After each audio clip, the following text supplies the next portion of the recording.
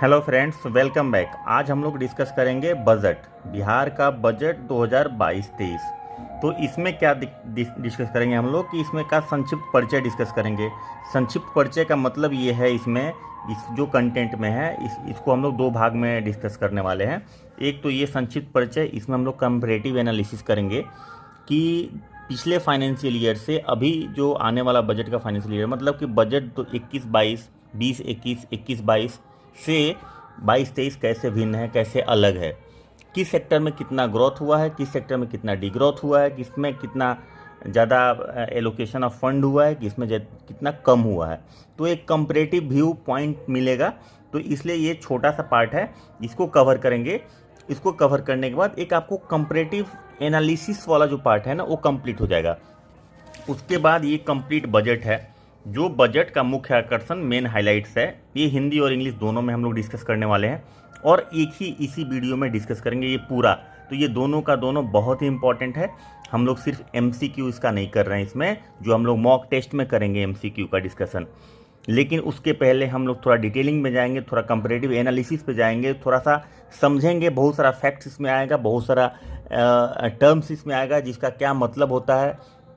कभी कभी उससे भी सवाल पूछा जाता है, तो उस तरह का भी सवाल हम लोग इसमें डिस्कस करते चलेंगे ताकि कोई कन्फ्यूज़न नहीं हो। मतलब बेसिक इतना अच्छा कर देना है, फाउंडेशन इतनी मजबूत करनी है कि आपको अगर क्वेश्चन घुमा दिया जाए तब भी आप उसको कंफर्टेबली सॉल्व कर सकें। हमारा पर्पस ये है, इसलिए थोड़ा सा आपको पेशेंस रख के समझना पड़ेगा। और इकोनॉमिक्स समझने की चीज़ है भैया, अगर शॉर्टकट इसका नहीं होता है। आप अगर समझोगे तो आप क्वेश्चन सॉल्व कर पाओगे, नहीं समझोगे तो सॉल्व नहीं कर पाओगे। इसलिए कंपैरेटिव दिमाग से एनालिसिस करके इसको हमें सॉल्व करना है।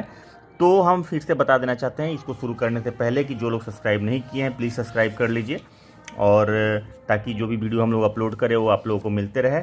और हाँ, इसके पहले हम लोग बिहार विवाद पनोरमा बुक से इतिहास कंप्लीट कर चुके हैं। बिहार का पूरा इतिहास कंप्लीट कर चुके हैं। जहाँ से सवाल आता है उसके बाहर कहीं से आता ही नहीं है सवाल, लगभग नहीं आता है। उसके बाद भी उसका बहुत सारा पार्ट हम लोग किए हैं। साहित्य किए हैं, बिहार का भाषा बोली और साहित्य किए हैं। उसके बाद भूगोल भी किए हैं। उसके बाद विवाद पनोरमा का सारा 250 क्वेश्चन कर दिए हैं, 5-6 सीरीज बना के 50-50 क्वेश्चन का। उसके बाद हम लोग और भी कुछ मटेरियल उसके लिए ऐड करने वाले हैं, बिहार के लिए ऐड ऑन करने वाले हैं। उसके बाद फिर हम लोग लूसेंट शुरू करने वाले हैं।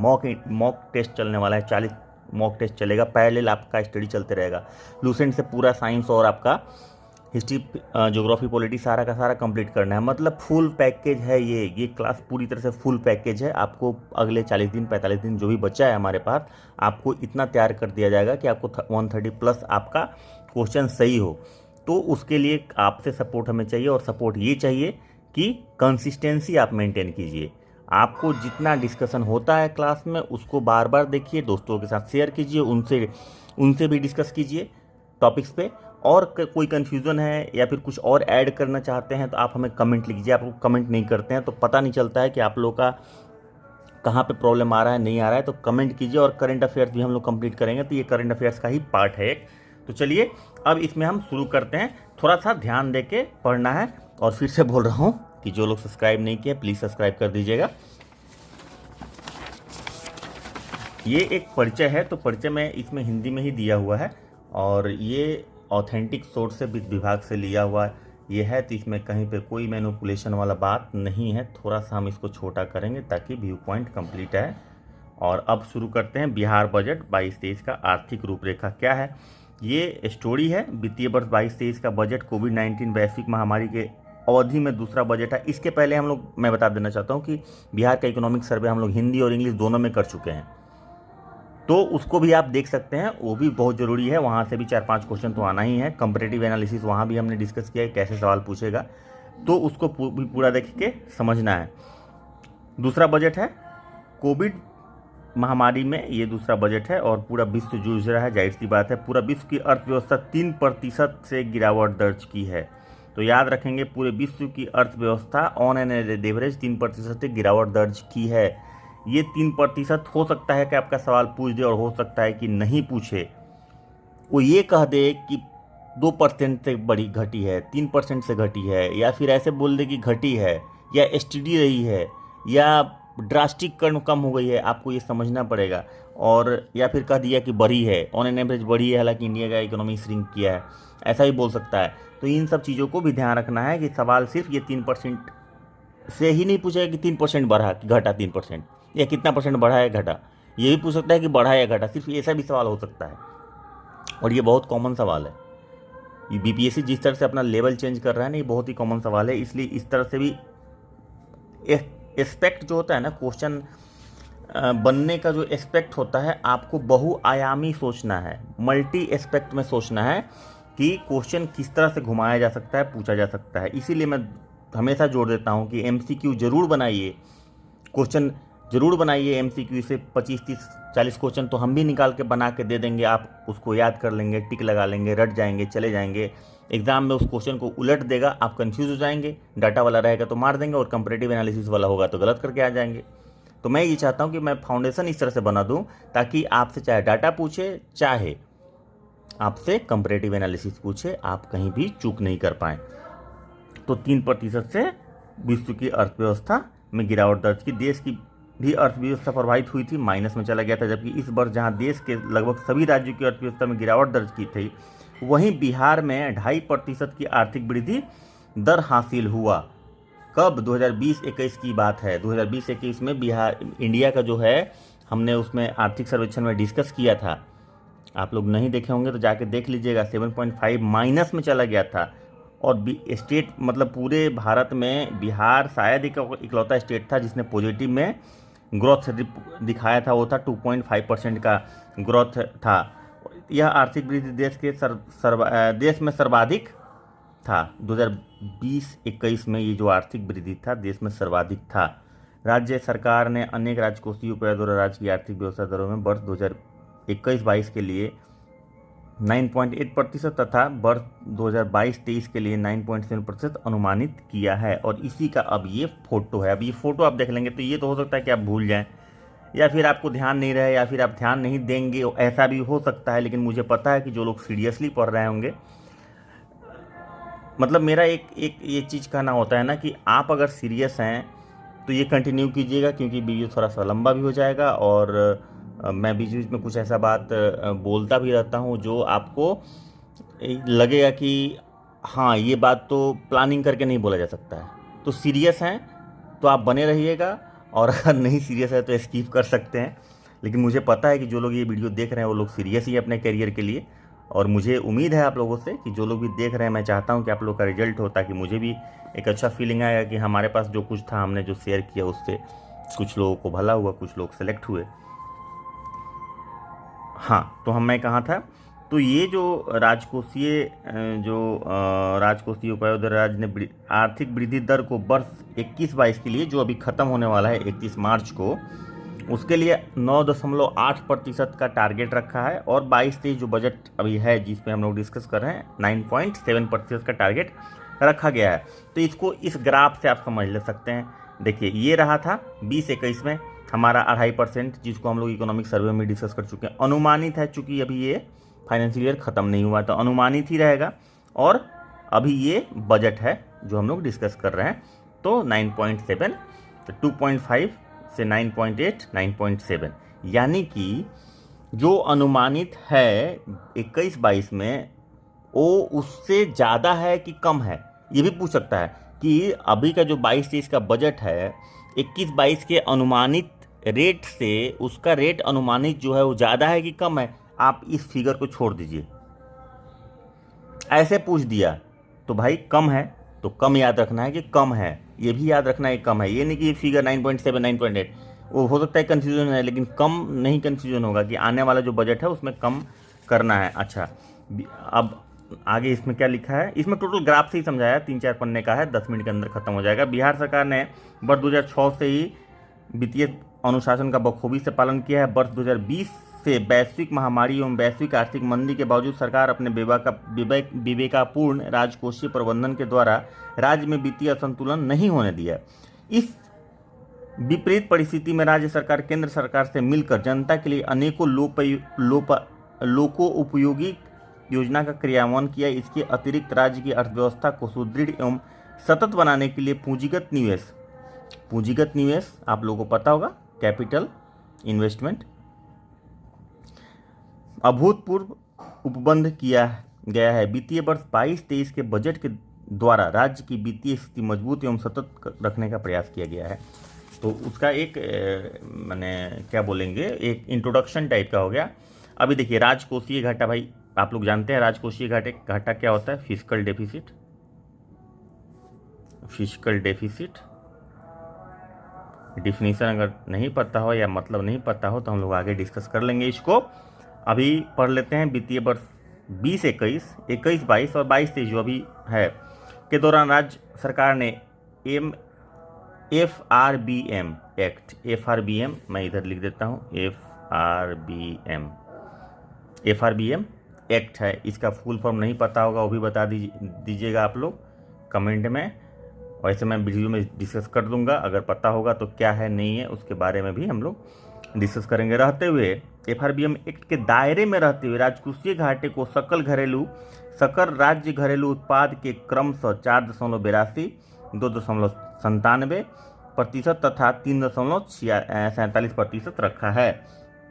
यानी कि इन तीनों फाइनेंशियल ईयर में, जो 2 फाइनेंशियल ईयर बीत चुका है और एक जो आने वाला जिसमें बजट का प्रोविजन है, सरकार ने FRBM एक्ट के दायरे में रहते हुए राजकोषीय घाटा यानी कि फिजिकल डेफिसिट राज्य के सकल घरेलू उत्पाद GSDP जिसको बोलते हैं, GSDP gross state domestic product, और GDP बोलते हैं इंडिया के लेवल पे, मतलब कंट्री के लेवल पे GDP बोलते हैं। वही स्टेट के लेवल पे देखते हैं तो GSDP हो जाता है, ग्रॉस स्टेट डोमेस्टिक प्रोडक्ट हो जाता है।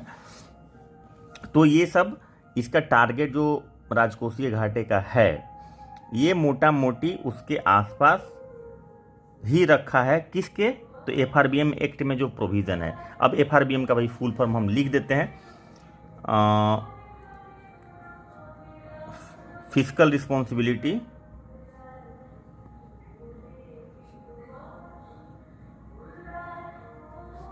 And budget management.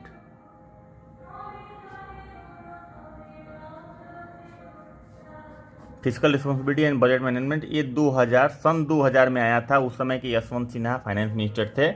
उस समय ये आया था प्रस्ताव आया था और ये एक्ट बना 2003 में, ये एक्ट हो गया। तो FRBM एक्ट जो है वो ये कहता है कि कोई भी राज्य, कोई भी देश जो है, मतलब देश अपना देश के बारे में है, हमारे देश का ये कानून है, तो कहता है कि देश का फिजिकल या राज्य का जो फिजिकल डेफिसिट है वो 3% से ज़्यादा नहीं होना चाहिए, 3% के आसपास रहना चाहिए, इससे ज़्यादा नहीं होना चाहिए। तो ये इसमें प्रोविज़न है। तो मोटा मोटी 4.82% वो इसलिए हो गया कि कोविड की वजह से ये स्थिति था 20-21 में, लेकिन उसके बाद 2.7% हो गया 21-22 में, और अनुमानित है कि 3.47% के आसपास रखा जाएगा। मतलब बजट में इसी तरह का प्रोविज़न है कि 3.47% का प्रोविज़न है। तो ये हो गया 2020-21 का, ये 21-22 का, ये 22-23 का। तो ये देख लीजिए कंपैरेटिव 4.82 ये फिजिकल डेफिसिट है। अब फिजिकल डेफिसिट क्या होता है भाई? फिजिकल डेफिसिट क्या होता है?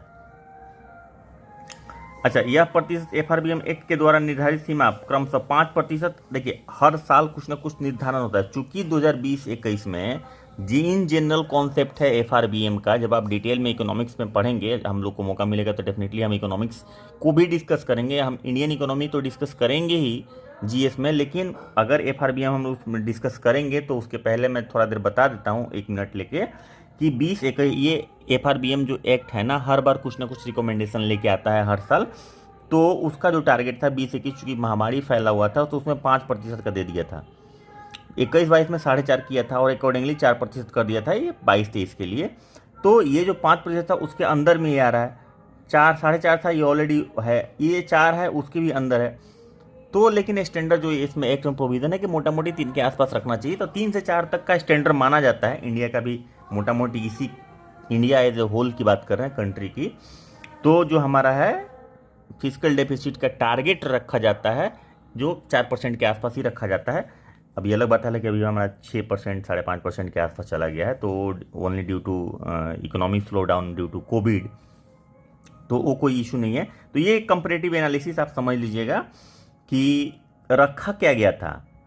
सरकार ने मेंटेन क्या किया, ये तीनों, और FRBM एक्ट के तहत सीमा निर्धारित क्या किया गया था, तो 5, 4.5 और 4 ऐसा निर्धारित किया गया था, अलग अलग 20-21 से लेके 22-23 तक के लिए निर्धारित किया गया है FRBM एक्ट के तहत। तो सवाल इससे भी पूछा जा सकता है, ठीक है। तो इस चीज़ को भी ध्यान रखना है। अब आता है कि भाई फिजिकल डेफिसिट क्या होता है। तो फिजिकल डेफिसिट वो चीज़ होता है, टोटल आपका जो एक्सपेंडिचर है, टोटल एक्सपेंडिचर, उसमें से रेवेन्यू रिसीट को माइनस कर दीजिए और उसमें से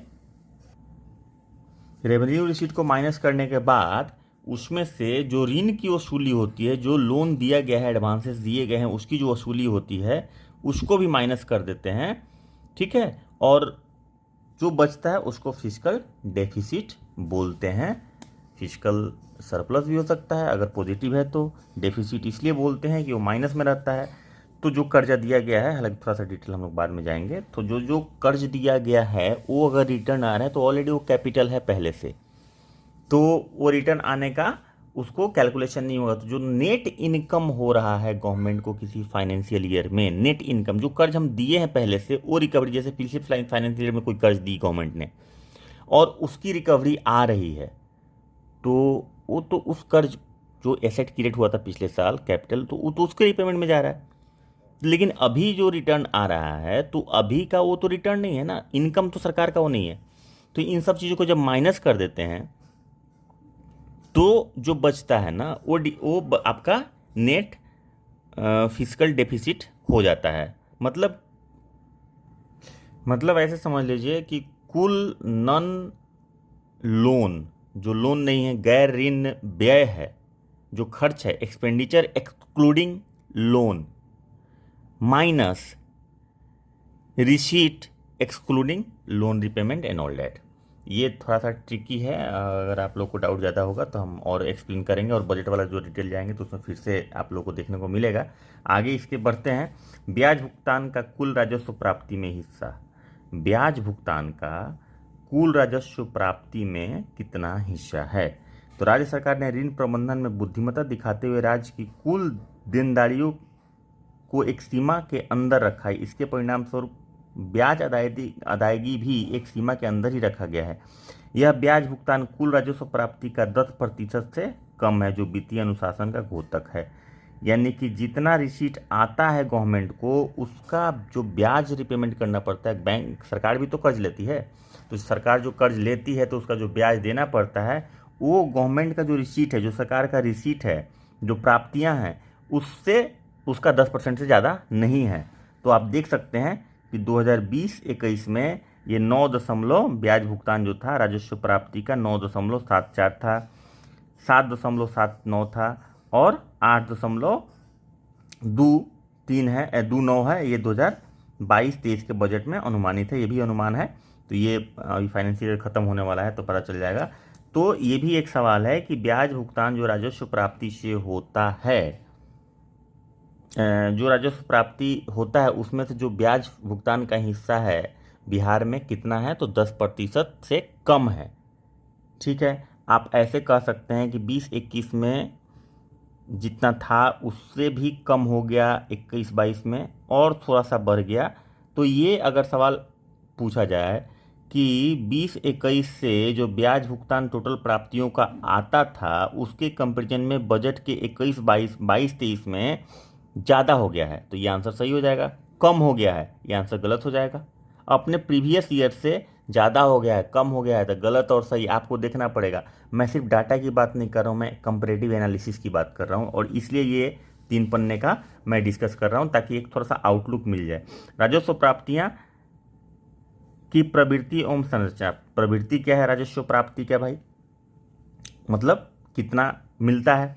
पिछले 3 वर्षों में राज्य का राजस्व में वृद्धि दर्ज की गई है, ठीक है। 20-21 के 1,28,000 करोड़ रुपए की तुलना में 21-22 में 1,86,000 हो गया, और 22-23 में जो अनुमानित है 1,97,000 करोड़ रुपया संग्रह अनुमानित है।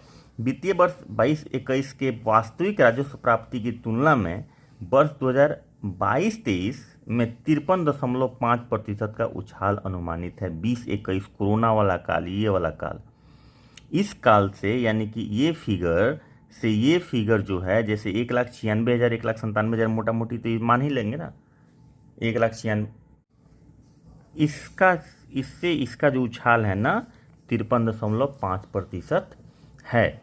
तो 53.5% एक 2021 से 1,28,000 करोड़ से 1,28,000 करोड़ से लेके 1,97,000 करोड़, मोटा मोटी 1,97,000 करोड़ है।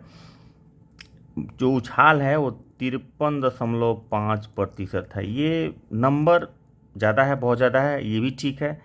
53.5% भी पूछ सकता है। नंबर से प्यार है बीपीएससी को तो नंबर पूछता है, लेकिन इसके साथ दूसरे तरीके से भी सवाल पूछा जा सकता है। वो ये पूछा जा सकता है कि अगर इसके रिस्पेक्ट में बात करेंगे तो 2020-21 की तुलना में 50% ज़्यादा ग्रोथ दिखाया गया है। प्राप्तियों का जो ग्रोथ है वो 50% ज़्यादा दिखाया गया है, 50% से कम दिखाया गया है, 50% दिखाया गया है, 80% दिखाया गया है।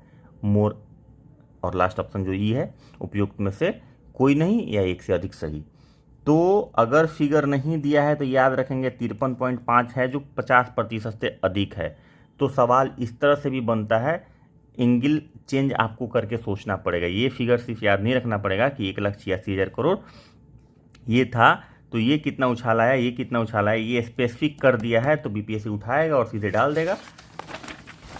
और सिर्फ एमसीक्यू बना के जाइएगा, सिर्फ एमसीक्यू, तो कितना उछाल आया 53%, ठीक है, रट के चले गए वहाँ पे 53.6 दे दिया, 53.9 दे दिया। और प्रेशर में रहता है एग्जाम में आदमी तो कंफ्यूज हो सकता है, तो इसलिए कंफ्यूज नहीं होना, इसीलिए ये ग्राफ हम दिखाने की कोशिश कर रहे हैं आप लोग को। ये हालांकि रंगीन ग्राफ था जो हम प्रिंट किए हैं, तो ब्लैक एंड वाइट हो गया है, तो हम इसीलिए टिक लगा दिए हैं ताकि आप लोग को दिक्कत नहीं हो समझने में। आप इसका स्क्रीनशॉट भी ले सकते हैं अगर आप लोग को ये चीज़ बार बार देखना है, लेकिन बेहतर है कि वीडियो देखिए। वीडियो देखने से क्या होता है कि डिस्कशन रहता है ना, तो आपको पता चलते रहता है। तो राजस्व संग्रह की संरचना, अब संग्रह की संरचना क्या है? वित्तीय वर्ष 2022-23 के दौरान राज्य की राजस्व की संरचना निम्नवत रहने का अनुमान है। सर्वाधिक राजस्व केंद्र के करों में हिस्से के रूप में आता है। भाई खूब पूछता है बीपीएससी ये चीज़ कि जो राजस्व मिलता है राज्य सरकार को उसमें सर्वाधिक कंट्रीब्यूशन किस चीज़ का होता है? तो देखिए यहाँ पे देखिए, थोड़ा सा आप शायद आप लोग देख पा रहे होंगे, मेरे ख्याल से दिख जाएगा, नहीं तो थोड़ा सा मैं जूम कर पाऊँगा, ज़्यादा जूम करूँगा तो स्क्रीन के बाहर आ जाएगा, थोड़ा सा और कम करना पड़ेगा। यस, अभी मोटा मोटी ठीक दिख रहा है, लीजिए हाँ। तो यहाँ पे भी आप लोग देख पा रहे होंगे केंद्रीय करों में राज्य का हिस्सा, बहुत बड़ा ये हिस्सा है, ये 46% है, बहुत बड़ा हिस्सा है, 46% अनुमानित है। उसके बाद दूसरा जो सबसे बड़ा हिस्सा है वो ये है केंद्र सरकार से सहायता अनुदान, दोनों में कंफ्यूज नहीं होना है। केंद्र सरकार में राज्य के करों का जो हिस्सा होता है, कर मतलब जो टैक्स जो होता है, जीएसटी में जो हिस्सेदारी मिलती है राज्यों को, जीएसटी अब समझ में आ गया होगा, कर बोल रहे हैं तो पता नहीं, बहुत लोग खासतौर पर जो इंग्लिश मीडियम वाले होंगे उनको कन्फ्यूजन हो रहा होगा, क्या सर कर मतलब समझ में नहीं आ रहा है। आ तो रहा होगा लेकिन कन्फ्यूजन हो सकता है। तो जीएसटी समझ लीजिए, जो जीएसटी है उसमें जो हिस्सा होता है और दूसरे जो टैक्स जो सेंट्रल गवर्नमेंट लगाती है और उसमें जो हिस्सा होता है राज्य सरकार का, वो सबसे बड़ा हिस्सा होता है राजस्व प्राप्ति रेवेन्यू रिसीट में। किसका? राज्य के रेवेन्यू रिसीट में, स्टेट के रेवेन्यू रिसीट में सबसे बड़ा हिस्सा उसी का होता है। उसके बाद दूसरा बड़ा होता है फिर से केंद्र सरकार का जो अनुदान होता है, जो सब्सिडीज देती है, जो सहायता देती है स्टेट गवर्नमेंट को, उसका हिस्सा होता है, इसमें 30% है। ये 22-23 की बात हम कर रहे हैं, ये वैरी करेगा डिपेंडिंग अपॉन फाइनेंशियल ईयर में जो आएगा। राज्य का अपना कर राजस्व तीसरे नंबर पे आता है जो 21% है, और बाकी राजस्व की अन्य प्राप्ति जो है वो 3% मोटा मोटी मिला के है। तो ये सवाल पूछता है किसका सबसे ज़्यादा है, परसेंटेज पूछ सकता है, लेकिन इस तरह का सवाल जनरली परसेंटेज नहीं पूछता है, ये पूछता है कि किसका सबसे ज़्यादा है। तो केंद्र करों का यही 4 ऑप्शन दे देगा आपको, ठीक है, या फिर एक और दे देगा कमर्शियल टैक्स, चाहे स्टेट गवर्नमेंट का टैक्स, या कुछ और दे देगा, तो कंफ्यूजन नहीं ना। सबसे ज़्यादा केंद्र में जो हिस्से होते हैं राज्य का वो होता है। ये ग्राफ बहुत हेल्प करेगा। ग्राफ क्या हो गया कि पिक्चर हो गया, अब आपके दिमाग में पिक्चर सेट हो जाएगा। तो इसलिए हम बोल रहे हैं कि ये थोड़ा सा कंपैरेटिव एनालिसिस करते चलते हैं। और वीडियो अगर पसंद आ रही हो, हम कुछ भी वैल्यू ऐड कर रहे हो तो यार लाइक कर दिया करो। आप लोग लाइक भी नहीं करते हो। इनकरेजमेंट मिलता है उससे, मेहनत करने का इनकरेजमेंट मिलता है। अभी मैं 11 बजे रात को वीडियो रिकॉर्डिंग कर रहा हूँ। मैं चाहता नहीं कि किसी भी तरह से कोई कंटिन्यूटी ब्रेक हो। तो आप लोग प्लीज़ सब्सक्राइब कीजिए, लाइक कीजिए, वीडियो को शेयर कीजिए अपने दोस्तों के साथ, ताकि आपकी डिस्कशन भी हो और हमें भी इनकरेजमेंट मिले। चलिए, कमेंट जरूर कीजिए, उससे इंटरेक्टिव होता है सेशन, उससे पता चलता है कि आप क्या चाहते हैं या फिर आपको और इनपुट्स क्या चाहिए या फिर कहाँ दिक्कत आ रही है। तो कमेंट जरूर कीजिए। तो राजकोषीय प्राथमिकताओं की प्रवृत्ति एवं विन्यास, तो ये हम लोग तो देख लिए कहाँ से कहाँ, इसमें हम लोग देखे क्या कि कहाँ से पैसा कितना आता है। जो अब राजकोषीय जो प्राथमिकताएं हैं उसका देख लेते हैं कि प्राथमिकताएं क्या है। प्रमुख प्राथमिकताएं आर्थिक विकास इंपॉर्टेंट है, बहुत याद रखिए, एवं गति देने के साथ साथ लोक कल्याण। लोक कल्याण, आर्थिक विकास एवं गति। आर्थिक विकास और लोक कल्याण याद रखिए। आर्थिक विकास के लिए पूंजीगत व्यय को वित्तीय वर्ष 22-23 में वित्तीय वर्ष 21-22 की तुलना में 74% बढ़ाया गया है। भाई सबसे ज़्यादा आर्थिक विकास, इकोनॉमिक डेवलपमेंट के लिए पूंजीगत व्यय। अब पूंजीगत व्यय मतलब कैपिटल एक्सपेंडिचर। तो कैपिटल एक्सपेंडिचर का मतलब होता है कि सरकार इन्वेस्ट करेगी, सरकार एसेट क्रिएट करेगी, तभी तो उसी को तो कैपिटल इन्वेस्टमेंट बोलते हैं, कैपिटल पूंजीगत व्यय। वित्तीय वर्ष 22-23 20-21 की तुलना में 2 साल पहले की तुलना में 74.54% बढ़ाया गया। इसके उद्देश्य की प्राप्ति के लिए 45,735 करोड़ रुपये का प्रावधान है। साथ ही आर्थिक क्षेत्र में 60,591 करोड़ रुपये का बजट का प्रावधान है। ठीक है, तो आर्थिक विकास और इसमें इतना प्रावधान किया गया है। जन कल्याण हेतु तो सामाजिक क्षेत्र में 96,255 करोड़ रुपये की राशि का उपलब्ध है। राज्य के कानून व्यवस्था एवं प्रशासनिक नियंत्रण के मद में 66,000 करोड़ रुपये की राशि सामान्य क्षेत्र के लिए अनुमानित है। बजट पूरे बजट में 67.37% विकासात्मक व्यय के रूप में, मतलब कि जितना बजट का है प्रोविज़न 2,37,000 करोड़ के आसपास है, उसमें से 67.37% विकासात्मक डेवलपमेंटल एक्सपेंडिचर है, जो एक और राज्य का स्कीम व्यय है 1 लाख करोड़। ये भी पूछता है कि स्कीम व्यय में कितना है, तो हम लोग देख लेंगे। जो बजट का जो हाइलाइट्स देखेंगे ना, उसमें आप लोग को दिखेगा। तो ये ध्यान रखना है, पूरे बजट का सबसे ज़्यादा हिस्सा विकासात्मक कार्य में जाता है और वो है अभी के बजट में 67.37%। अब क्षेत्रवार व्यय देख लीजिए यहाँ पे, ये आपको पाई डायग्राम में ये 2022-23 आर्थिक सेवा में 25% व्यय का जो अनुमान है, सामाजिक सेवा में 41% सबसे बड़ा हिस्सा, और सामान्य सेवाएं में 28%। तो ये 1 नंबर हो गया, ये 2 नंबर हो गया, ये 3 नंबर हो गया। ठीक है, तो ये ध्यान रखना है। तो ये जैसे यहाँ पे हम लोग बोले ना कि सबसे ज़्यादा कहाँ से आता है, अब सबसे ज़्यादा जाएगा कहाँ, ये भी ध्यान रखना है। सामाजिक सेवा में सबसे ज़्यादा जाएगा। अब सामाजिक सेवा क्या होता है, उसका भी बाइफर्केशन मिल जाएगा एक जगह आपको। ठीक है, अब सामान्य सेवाएं, सामाजिक सेवाएं, सामान्य सेवाएं, दोनों अलग अलग चीज़ें ध्यान रखेंगे। सामाजिक सेवाएं पहले नंबर पे है 41% के साथ, सामान्य सेवाएं 28% के साथ दूसरे नंबर पे, और आर्थिक सेवाएं 25% के साथ तीसरे नंबर पे है। तो ये क्षेत्रवार व्यय संरचना है। अब आगे इसमें चलते हैं। अब कुल व्यय की प्रवृत्ति भाई देख लीजिए, मतलब कि कितना खर्चा होगा, मतलब बजट प्रावधान। तो 1,65,000 करोड़ था 20-21 में, ये 2,18,000 करोड़ हो गया 21-22 में, जो अपने आप में हर बजट जो है ना, ये बजट अनुमान है, ये भी बजट अनुमान है। 2,37,691 करोड़। याद रखिएगा, ये फिगर ही पूछ देगा आपको क्या बजट का साइज है, तो याद रखिएगा। तो ये कुल व्यय इस तरह से बढ़ते क्रम में है, एकदम बढ़ते क्रम में। देखिए ग्राफ बनाते हैं, बढ़ ही रहा है, अमाउंट भी देख के बढ़ रहा है। तो आप ये कह सकते हैं कि 2020 से लेके 23 तक, और 2020 और 23 से कहा है के लिए ऐसे बोलिए 2006-07 से लेके अभी तक लगातार बढ़ ही रहा है।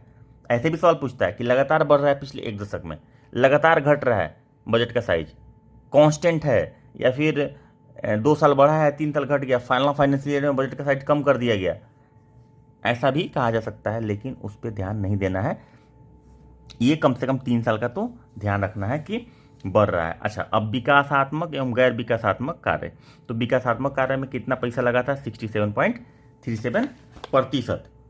ये जो हम लोग यहाँ पे देखे थे विकासात्मक कार्य, आपको दिखा देते हैं ये वाला।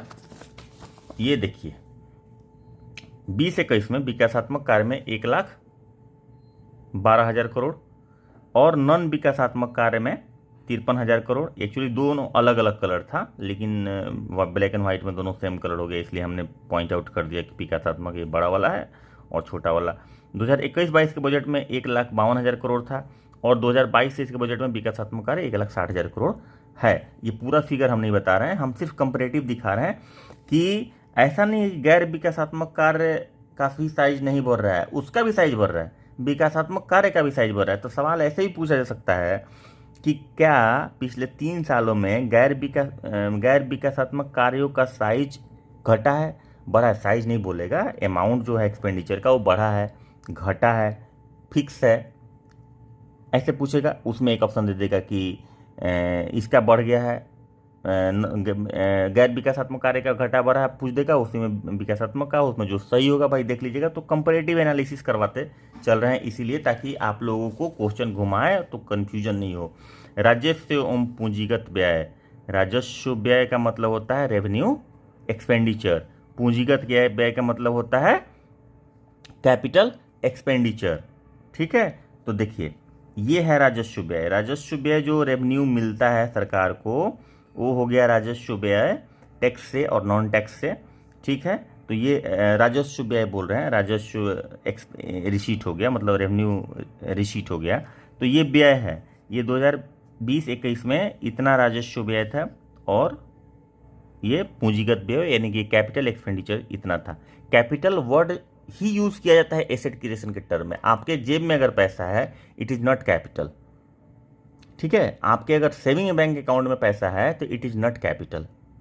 कैपिटल का मतलब है अगर वो आपको पैसा एसेट है, और एसेट का डिफिनेशन ये होता है, देखिए इकोनॉमिक्स थोड़ा सा मैं ऐड करता हूँ। एसेट का मतलब ये होता है कि वैसा चीज जो आपको पैसा कमा के दे, डैट इज कॉल्ड एसेट। ठीक है, तो आप अपने घर के अपने मकान में रहते हैं, डैट इज नॉट एसेट, क्योंकि अपने मकान में रहते हो तो पैसा कमा के नहीं दे रहा है, तो टेक्निकली वो एसेट नहीं है। वो एसेट है, बेचेंगे तो आएगा पैसा, लेकिन टेक्निकली वो आपको रोज रिकरिंग रेवेन्यू, मतलब जहां से रेवेन्यू आता है ना, डैट इज कॉल्ड एसेट। तो कैपिटल एक्सपेंडिचर हम लोग कैपिटल टर्म ही यूज करते हैं कि जब उस किसी पैसे को, जिस पैसे को हम लोग पैसा कमाने के लिए जब लगा देते हैं तो पैसा becomes capital, money become capital, तो उसको कैपिटल बोलने लगते हैं। तो कैपिटल एक्सपेंडिचर ये है, और ये है आपका ये 21-22 का रेवेन्यू एक्सपेंडिचर यानी कि राजस्व व्यय, और ये है कैपिटल एक्सपेंडिचर। फर्दर इंक्रीज किया है 41,000, मतलब ये भी बढ़ते क्रम में है। यहाँ पे 45,000 करोड़ हो गया, 1,91,957 करोड़ हो गया अनुमानित 2022-23 के बजट में। मेरे ख्याल से दिख रहा होगा स्क्रीन पे ना, हाँ दिख रहा है। अभी हम लोग मोबाइल से चूँकि रिकॉर्ड कर रहे हैं, कैमरा अभी है नहीं हमारे पास, तो हम मोबाइल से ही रिकॉर्ड कर रहे हैं। तो कोशिश करते हैं कि पूरा स्क्रीन में बढ़िया से आ जाए, और इसलिए हम लोग कुछ चीज़ें छूट नहीं जाए, इसलिए चलिए आगे बढ़ते हैं।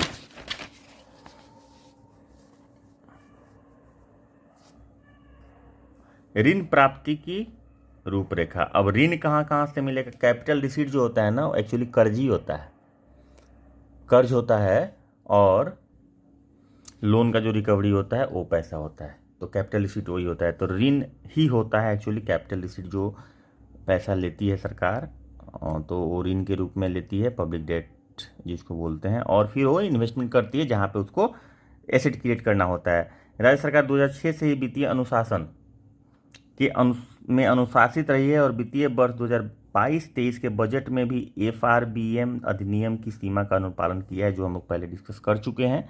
वित्तीय वर्ष 22-23 में कुल ऋण, लोक ऋण मतलब पब्लिक डेट 40,756 करोड़ रुपया अनुमानित है। पब्लिक डेट इतना लेना है। यह ऋण पूरी तरह से राज्य की आधारभूत संरचनाओं तथा, आधारभूत मतलब बेसिक फंडामेंटल इंफ्रास्ट्रक्चर तथा परिसंपत्ति के एसेट्स, परिसंपत्ति शायद एसेट्स को हिंदी में परिसंपत्ति बोलते हैं, कि निर्माण एवं मजबूती पर खर्च होना है। यहाँ यह उल्लेख करना महत्वपूर्ण है कि अर्थव्यवस्था को विस्तारित करने के लिए निर्धारित ऋण सीमा को अधिक से अधिक उपयोग किया जाता है। निर्धारित ऋण सीमा को अधिक से अधिक उपयोग किया जाता है जिससे उच्च आर्थिक वृद्धि दर हासिल किया जा सके। वित्तीय वर्ष 22-23 में कुल बकाया देनदारियां 2,88,000 करोड़ रुपया अनुमानित है, जो सकल घरेलू उत्पाद का 38.66% है। यह आंकड़ा FRBM के अधिनियम द्वारा निर्धारित 40.80% के अंदर, एक्चुअली 40.80 नहीं है, 40% ही है। ये ऐसे नहीं FRBM का एक्ट है कि FRBM याद है। FRBM क्या है? फुल फॉर्म पूछ देगा, फुल फॉर्म। फिर आप लोग ये नहीं बोलिएगा सर नहीं बताए थे, सर बताए थे, बस आप लोग ध्यान नहीं दिए थे, इसलिए याद रखिएगा। Physical responsibility and budget management फिर से लिखे हैं, चलिए नहीं लिखेंगे, आप लोग को याद हो गया। आप लोग को पहले से भी याद होगा ऐसा नहीं है, मतलब मैं सिर्फ रिकॉल करने के लिए कि भाई दिमाग को थोड़ा जोर देते रहिए, इन्वॉल्व रहने के लिए बोल रहा हूँ। एनीवे, तो निर्धारित समय ये सीमा जो है 40.80% ऐसा नहीं है, मतलब 40% ये के अंदर रखना है। तो टोटल कर्ज कितना है, अनुमानित कर्ज कितना है भाई? 2,88,000 करोड़। हमारा बजट का साइज कितना है? 2.37 लाख करोड़, मतलब कि 2,37,000 करोड़ मोटा मोटी मान लीजिए। और कर्ज इतना अनुमानित है 2 लाख। टोटल बकाया जो है, कर्ज नहीं, टोटल बकाया जो रहेगा इस फाइनेंशियल ईयर तक टोटल बकाया, मतलब कि इंक्लूडिंग प्रीवियस और अभी लेके सब 2,88,000 करोड़ रुपया अनुमानित है, जो हमारे जीडीपी करेंट प्राइस पे, जो हमारा जीडीपी बोलेंगे GSDP, gross state domestic product, जो निर्धारित किया उसका 40% रहना चाहिए। तो हमारा GSDP जो है वो कितना है? 7,45,310 करोड़ के आसपास है।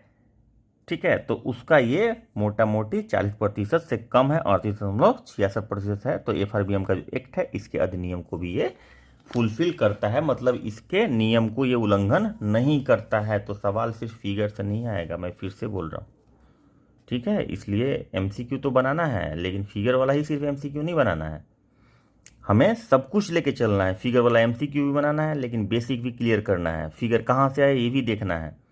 अब हम कह रहे हैं FRBM हम कह रहे हैं फिजिकल डेफिसिट का टारगेट कितना है?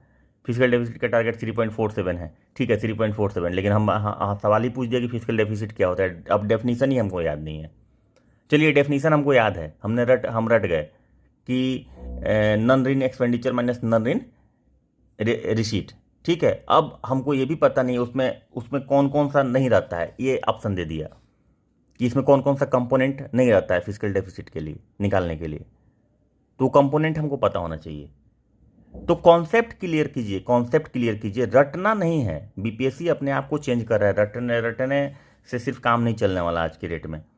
चलिए, लोक ऋण की प्रवृत्ति, पब्लिक डेट का जो है लोक ऋण की प्रवृत्ति देखिए, ये 2020-21 से ये एक ग्राफ है जो रिड्यूस किया है। ये 35,000 करोड़ से घट के 31,000 करोड़ 21-22 में आ गया, और फिर से 40,000 करोड़ ये पहुंच गया पब्लिक डेट। जो यहाँ पे 40,000 करोड़ दिखाया था ना, कहीं पे हम लोग देखे थे ना, ये 40,776 करोड़। चूंकि डेवलपमेंट का काम होगा तो पब्लिक डेट लेना पड़ेगा।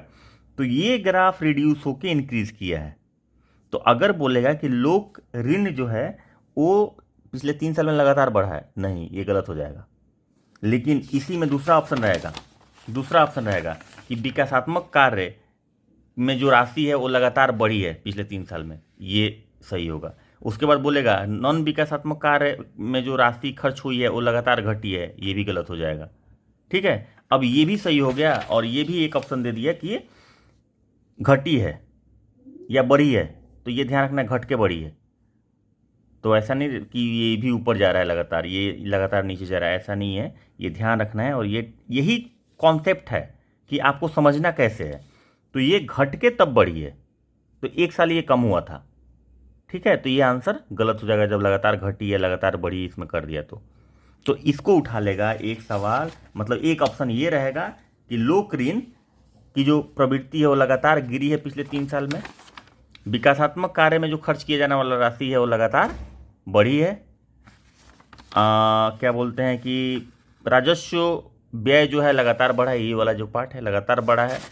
ये ऑप्शन दे दिया है कि सबसे ज़्यादा जो क्षेत्रवार व्यय की बात करें तो सबसे ज़्यादा जो खर्चा होता है वो सामान्य सेवाओं में होता है। ठीक है, अब ये भी आंसर बोल दिए गलत, ये आंसर सही बोले, ये भी गलत बोल दिए और ये भी गलत बोल दिए। तो आपको पता होना चाहिए कि कहाँ पे क्या हुआ था। ठीक है, इसलिए हम बोलते हैं हमेशा कि एनालिसिस करते चलिए। सकल कुल बकाया ऋण एवं वित्तीय अनुशासन क्या है? सकल राज्य घरेलू उत्पाद में कुल बकाया ऋण एवं देनदारी का प्रतिशत। तो भाई देखो, सकल राज्य घरेलू उत्पाद जो है जीएसडीपी जो है वो 2021 में 36.73% टोटल देनदारी था, मतलब जीएसडीपी का, जो 38.56% 21-22 में हो गया और अभी 38.66 है, मतलब मार्जिनल इंक्रीज किया है। इसको इंक्रीज ही बोलेंगे, घटा हुआ नहीं बोलेंगे, इंक्रीज ही बोलेंगे, लेकिन मार्जिनल इंक्रीज किया है, यानी कि हम लोग पब्लिक डेट अगर परसेंटेज के टर्म में देखेंगे तो हम लोगों ने कम लिया है। अब इसके बाद आ जाता है, खत्म ही है कहानी, थोड़ा सा और बचा हुआ है। 6 सूत्र, बिहार बजट के 6 सूत्र क्या है? तो पहला सूत्र है स्वास्थ्य, दूसरा सूत्र है शिक्षा, तीसरा सूत्र है उद्योग, चौथा सूत्र है कृषि, पांचवा सूत्र है आधारभूत संरचना और छठा सूत्र है कल्याण। लेकिन अगर बजट प्रावधान की बात करें तो पहले नंबर पे बेशक पहला सूत्र स्वास्थ्य है, लेकिन यही हम बोल रहे थे सामाजिक सेवा। ये जो देख रहे हैं ना आप लोग, सामाजिक सेवा 41% सामान्य सेवाएं, 28% तो सामाजिक सेवा में ये सब आ जाता है। तो शिक्षा का जो है वो सबसे ज़्यादा एलोकेशन है, ध्यान रखेंगे, सबसे ज़्यादा शिक्षा में एलोकेशन है। द्वितीय सूत्र, सबसे ज़्यादा शिक्षा में एलोकेशन है। ठीक है, तो सबसे ज़्यादा एलोकेशन द्वितीय सूत्र में है, शिक्षा में। उसके बाद स्वास्थ्य में, तो इधर हम क्या कर दिए हैं, स्वास्थ्य में नहीं है। उसके बाद 16 के बाद देखिए 29 आधारभूत संरचना, ग्रामीण एवं शहरी दोनों इंक्लूडेड है, ये ध्यान रखेंगे। इसलिए ये इधर ना हम देखिए सीरियल नंबर कर दिए हैं, इसको थोड़ा ध्यान से याद कर लेना है। 6 मुख्य सूत्र, ठीक है, कि किस में कितना ज़्यादा है। अच्छा, रटिएगा मत प्लीज़, मैं हमेशा रिक्वेस्ट करता हूँ कि रटिएगा ना मत, और ख़ास तौर पे जब आप इकोनॉमिक्स के बारे में डिस्कस कर रहे हैं तो रटना मतलब यहाँ सुसाइड है यार। इकोनॉमिक्स में रटा नहीं जाता है, इसलिए चाहे आप इंडियन इकोनॉमी पढ़ रहे हो, चाहे आप इकोनॉमिक्स सब्जेक्ट पढ़ रहे हो, रटना नहीं है। हमेशा कंपैरेटिव स्टडी कीजिए, कंपैरेटिव एनालिसिस, डाटा से खेलना सीखिए। और वैसे भी यूपी पीसीएस भी बहुत लोग देने वाले होंगे, अभी तो उसका भी एडवर्टाइजमेंट आ ही गया है, तो बहुत सारे इसमें देने वाले होंगे। तो भाई सीसेट तो करोगे ना, तो वहाँ पे तो डाटा से ही खेलना है, डाटा इंटरप्रिटेशन पूछता है ना सीसेट में। आप लोग बताइएगा इसमें से कमेंट करके, तो कितने लोग वो दे रहे हैं यूपी पीसीएस जिनका सीसेट अच्छा होगा। तो ये स्टडी बढ़िया से कर लीजिएगा कि पहले स्थान में बेशक ये द्वितीय सूत्र है और ये पंचम सूत्र है, लेकिन ये पहला स्थान पे है बजट एलोकेशन में और ये दूसरा स्थान पे है। ये हम सीरियल नंबर इधर कर दिए हैं। चलिए आगे, वित्तीय वर्ष 22-23 में 7 निश्चय के अंतर्गत 5,000 करोड़ का प्रावधान। 7 निश्चय 2, तो 7 निश्चय जो बीपीएससी का तैयारी करता है उससे तो ये पूछना मेरे लिए सही नहीं है कि 7 निश्चय क्या है और 7 निश्चय 2 क्या है, सब लोग को पता ही होगा। तो 7 निश्चय के बाद 7 निश्चय 2 आया और उसमें जो कुल प्रावधान है ये 5,000 करोड़ का, ये फिगर जरूर याद रखिएगा क्योंकि ये स्पेसिफिक हो गया। तो 5,000 करोड़ का प्रावधान है, उसमें अलग अलग जो 7 निश्चय 2 के अलग अलग नाम है उसको भी ध्यान रखना है। युवा शक्ति बिहार की प्रगति, इसमें 1153 करोड़ और सबसे ज़्यादा है ये, इन सभी 7 में सबसे ज़्यादा है। सशक्त महिला, सक्षम महिला, इसमें 900 करोड़ वित्तीय वर्ष 22-23 के लिए है। हर खेत सिंचाई का पानी 600 करोड़। इसमें इंपॉर्टेंट ये नहीं है कि किसका कितना करोड़ है, सबसे ज़्यादा कितना है। 7 निश्चय 2 में सबसे के अंतर्गत कितना एलोकेशन हुआ, तो भाई 5,000 करोड़ का। ठीक है, उसके बाद दूसरा सवाल ये बन सकता है कि सबसे ज़्यादा 7 निश्चय 2 में जो 7 पॉइंट्स है उसमें सबसे ज़्यादा एलोकेशन किस में हुआ है, तो युवा शक्ति बिहार। अभी इसी में से ये नाम, सशक्त महिला, हर खेत को पानी, स्वच्छ ग्राम, सुलभ संपर्कता या सबके लिए अतिरिक्त सुरक्षा स्वास्थ्य सुविधा, ऐसा करके ऑप्शन दे दिया। ठीक है, तो इसमें सबसे ज़्यादा किसका है, तो ये आपको चुनना है। तो युवा शक्ति बिहार की प्रगति, ऐसे इसको है, इसको सबको रटना नहीं है ये फिगर किसका कितना, बस एक नज़र दौड़ा दीजिए कि कितना किसका है, किससे कौन ज़्यादा है, किससे कौन कम है, ये चीज़ आपको आनी चाहिए। तो ये सातवां है सबके लिए अतिरिक्त स्वास्थ्य सुविधा, गांव-गांव तक लोगों को स्वास्थ्य सुविधा के लिए बेहतर उपलब्धता एवं बेहतर स्वास्थ्य प्रबंधन हेतु आधारभूत व्यवस्था करने के लिए प्रतिबद्ध है, इसलिए 500 करोड़ का प्रोविज़न है। सुलभ संपर्कता, तो ये 7 निश्चय जो है ना, ये 7 निश्चय 2 का सारा पॉइंटर याद रहना चाहिए भाई। युवा शक्ति, बिहार की प्रगति, सशक्त महिला, सक्षम महिला, हर खेत तक सिंचाई का पानी, उसके बाद स्वच्छ गांव समृद्ध गांव, स्वच्छ गांव समृद्ध गांव हम लोग पहले भी डिस्कस कर चुके हैं किसमें, इकोनॉमिक सर्वे बिहार में, तो याद रखेंगे। स्वच्छ शहर, विकसित शहर, सुलभ संपर्कता, सबके लिए अतिरिक्त स्वास्थ्य सेवा। तो ये टर्मिनोलॉजी के साथ आपको समझ में आना चाहिए, याद रहना चाहिए। उसके बाद ये सर्व शिक्षा अभियान में उपलब्ध राशि कितनी है, ये सारा 2000 स्कीम से रिलेटेड है। तो ये एक नज़र मैं आप लोगों के सामने गुजार देता हूँ, और ये बहुत ही ऑथेंटिक, मतलब फाइनेंस डिपार्टमेंट से लिया हुआ ये सारा डाटा है, तो इसमें कोई भी आपको त्रुटि नहीं मिलेगा। जो बीपीएससी सवाल आंसर सेट करेगा एग्जैक्ट इसमें से मिलेगा, अगर वो सवाल होगा तो वरना वो सवाल गलत होगा, क्योंकि अब ये कहीं से बुक से नहीं लिया हुआ है, तो इसमें गलत होने का चांस नहीं है, कहीं पे कोई प्रिंटिंग मिस्टेक मेरे ख्याल से नहीं होगा इसमें।